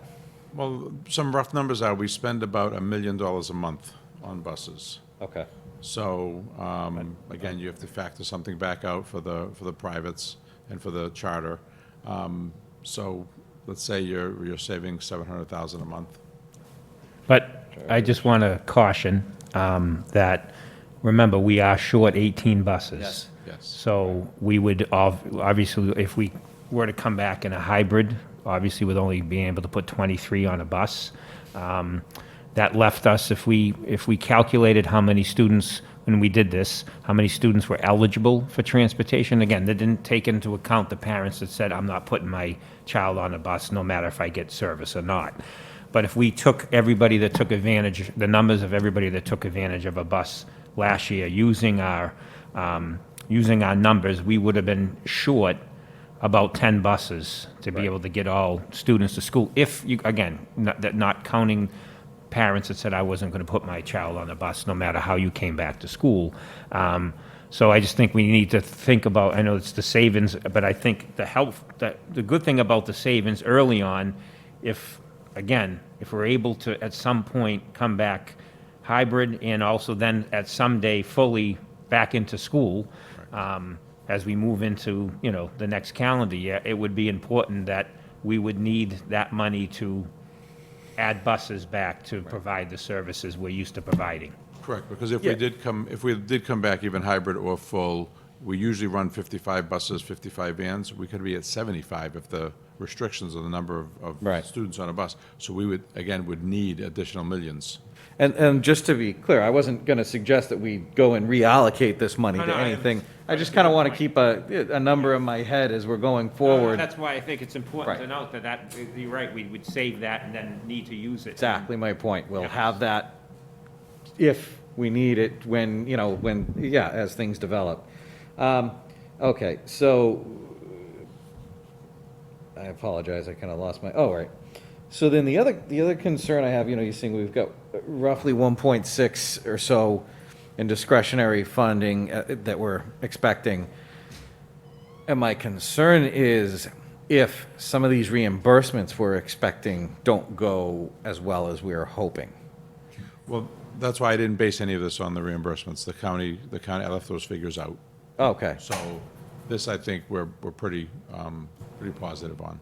Okay, so if something goes awry with some of that money we're You know, here's what I'm getting to. I don't want to vote to bring back some teachers with this money, and then 3 months from now, we're in a jam and we're in trouble financially because something didn't work out that we were expecting. That's my worry. Right now, I think we have more expenses to submit to the county than they have funding for us for. Okay. So even if they reject some funding, I have plenty of other invoices I think I can submit. You're feeling pretty confident I don't need to worry about that then? I'm pretty confident on that, yes. All right. Thank you. Sure. Thank you very much. Any additional questions for Aldo? Thank you very much. So it would be my recommendation that, and this is based on what we've been looking at, especially for our high-need students and class size. And this is, I would ask the committee to allow us to bring back 24 positions, which I will work with the executive team and our principals. Again, we need to make sure we look at where these positions are needed based on class size, based on where our students are struggling. And these would be classroom positions.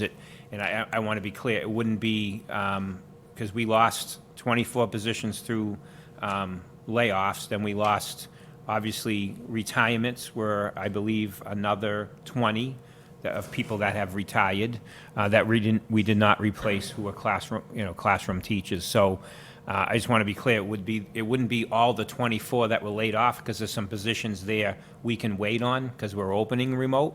But these positions would be focused on classroom instruction across the major subjects, special education, and bilingual. And again, we will work with our principals and executive team to identify those to make sure we're supporting our students.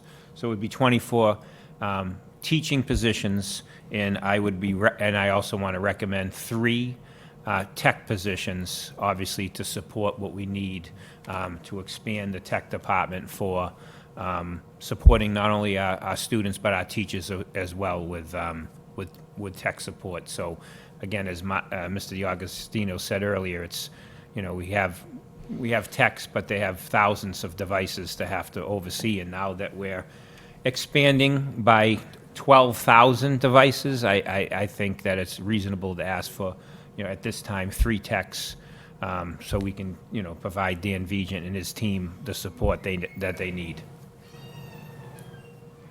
Thank you, Mr. Superintendent. Any additional comments or questions? Yep, so I just would need a motion. Yeah, I need a motion. Form of a motion? I'll make a motion. Motion is to bring back 24 teaching positions, 3 tech positions. A motion made by Mr. Sullivan, is probably second, Mr. D'Agostino. All in favor? All opposed? That passes unanimous. Thank you very much. Go on to the next agenda item, please. Yeah, so I have Dr. Cobbs and Ken Thompson and Jamie Domestico here. I wanted to make sure they were here to answer any questions that you may have regarding PPE that's been purchased and ready for schools, and also the cleaning procedures, which cleaning products that we used and also there's also people have questions about what we're doing to evaluate our HVAC system. So I'll actually have, and we'll do this quickly, I'll have Dr. Cobbs, Jamie, and Ken over to the microphone so they can socially distance over there and provide us with some updates, just so.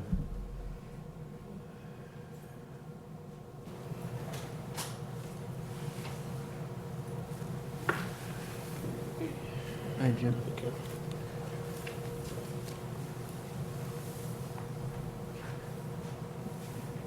So I want to thank them for their hard work over the past several months and the work that they're doing now, and they'll continue to do, to have our schools ready. And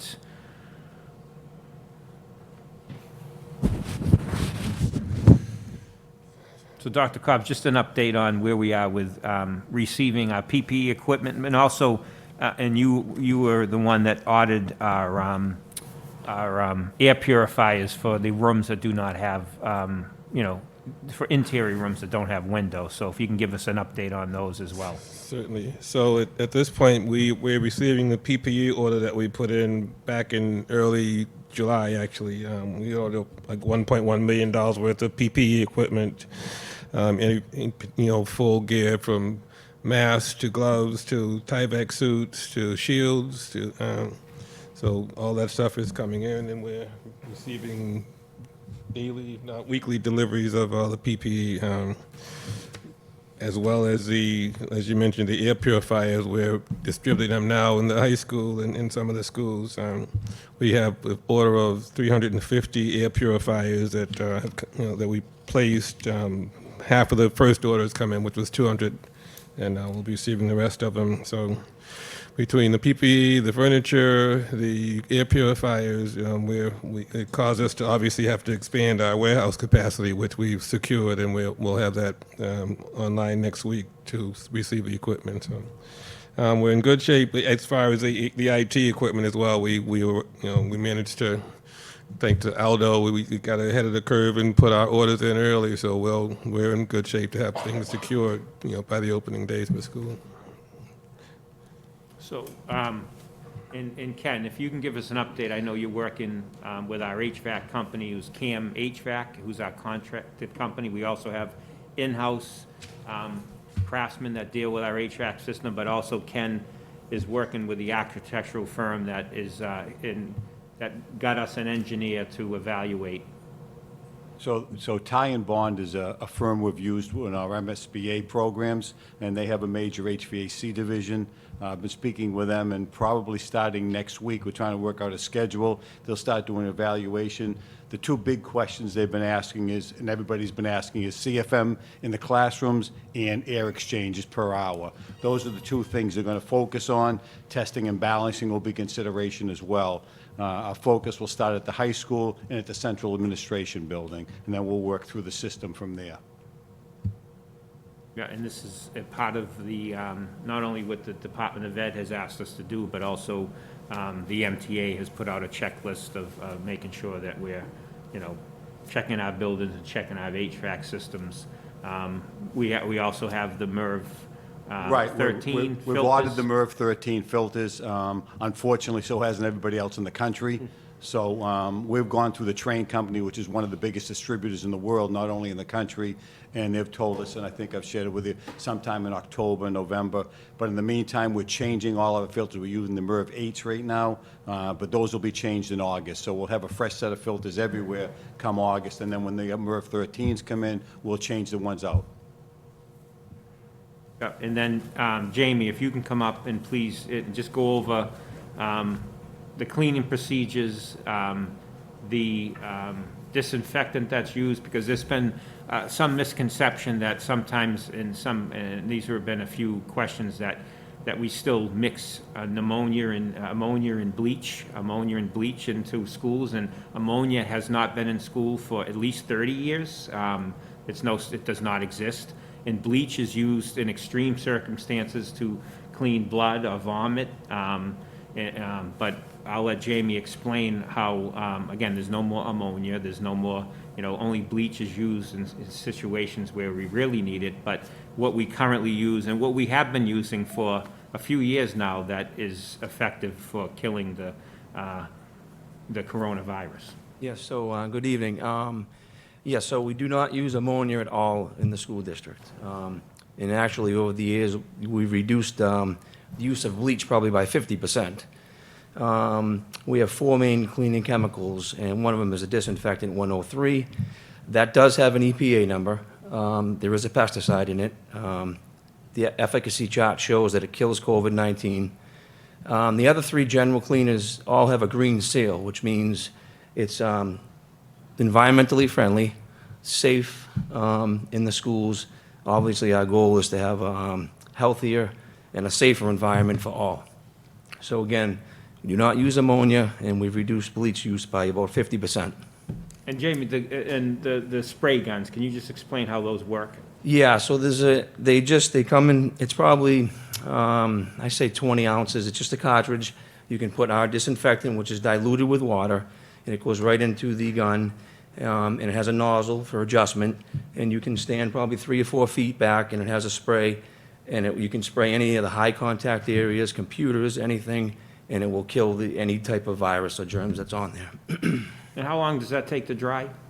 Re-entry, it depends again on the nozzle. If you go heavy, it could take an hour or so, but if you just have a light mist, its re-entry could probably be 15 minutes.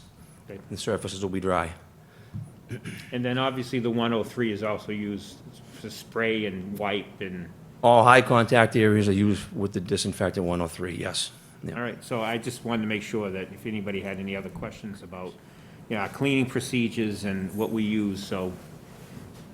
And also, just, Ken made a good point, each school has 3 of the guns, and we have a bunch up at the high school, so, when the kids do come back to school, we'll have a cleaning procedures in place, we'll make sure the team and the staff is ready to get into the classrooms, and again, they'll be walking around during the school day. All handrails, doorknobs, all the high contact areas will be disinfected throughout the day and cleaned. Ms. Azak? Thank you, Jamie. Actually, you just answered my question, is how many of these handguns do we have? Because we saw them firsthand the day of graduation, and it was pretty impressive. They were just walking around spraying, and it was so hot, I'm sure it dried right away. So each school has 3 of those guns, and then the high school probably has 3 for each building? I think there's up to 10 or 11 up in the high school now. We Okay. were ahead of the curve a little bit. We had previously bought 2 that we've always used in the locker rooms and in the gym, just being proactive. And then when unfortunately this happened, we went out and bought what we needed, what we thought would be great for the school district. No, thank you so much, and I've been working directly with our facilities department on numerous different projects here and there, so thank you for all that you guys are always doing for us, and this is wonderful that we were ahead of the game, and thanks to Mr. Petronio, we went ahead and ordered what we needed, so we are ready if we have to reopen eventually. So thank you. Thank you, Ms. Azak. Actually, quick question, allergies to that 103, kids' allergies is, any info on that? So again, going with a cleaner, healthier, safer environment, this disinfectant is diluted. So it's not like an aerosol can where you're walking around just spraying it. So it is on the milder end as far as toxicity goes. I don't have any answers. I'm not a doctor as far as allergies and goes, but I know this is probably the safest type of disinfectant that's out there as opposed to just walking around with an aerosol can and spraying it recklessly. Okay, thank you so much. Thank you, Ms. Azak. Thank you, Ken and Jamie and Jim. Mark D'Agostino, please. Thank you for joining us tonight and for everything that you and your staff are doing to, keep schools clean. I know you're putting in a lot of extra effort, and we appreciate that. I was just a quick question. You mentioned that there were 2 green chemicals that you used, correct? Actually, there's 3, yes. 3. Okay. Those do not kill COVID? They're a cleaner. Okay. The disinfectant kills the COVID. Okay, So so it's they're neutral not- scrub. okay. We have, that's a general cleaner, yeah. Okay. Thank you. You're welcome. Any additional questions? Thank you. Thank you, thank you. Thank you.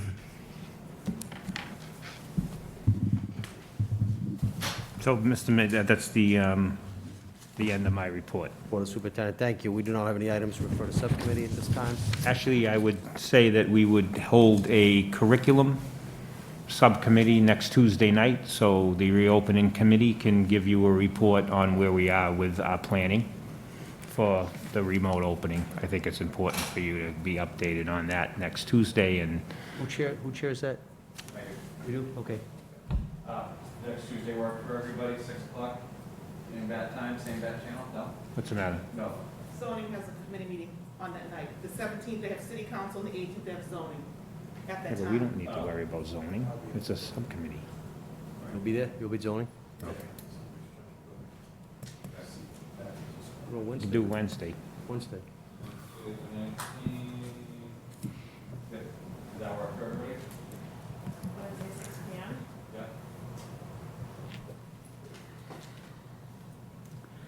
Here, Mark? In here? Yeah. Yeah. So curriculum curriculum here, 6 PM next Wednesday. I've got another meeting I gotta go to. Sorry. A different organization. But, I mean, and you guys can have the meeting, it's Or just, Thursday night?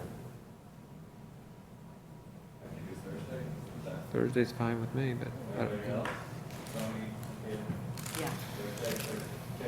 Yep. Yep, there we go. thank you very much. 6 o'clock? 6 o'clock, yes. Okay, we'll duly note that, thank you. We'll go on to number 5 on the agenda item, unfinished business. Student Opportunity Act, again, was extended. It was going to be due this Friday. It's not due. No new date was given. So, and then obviously unfinished business, approval of reopening plan, which was already completed.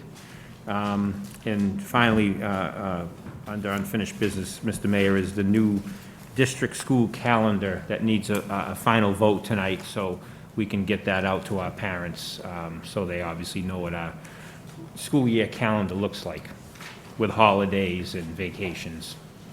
Do you have any questions on that, or should we just entertain a motion relative to the calendar?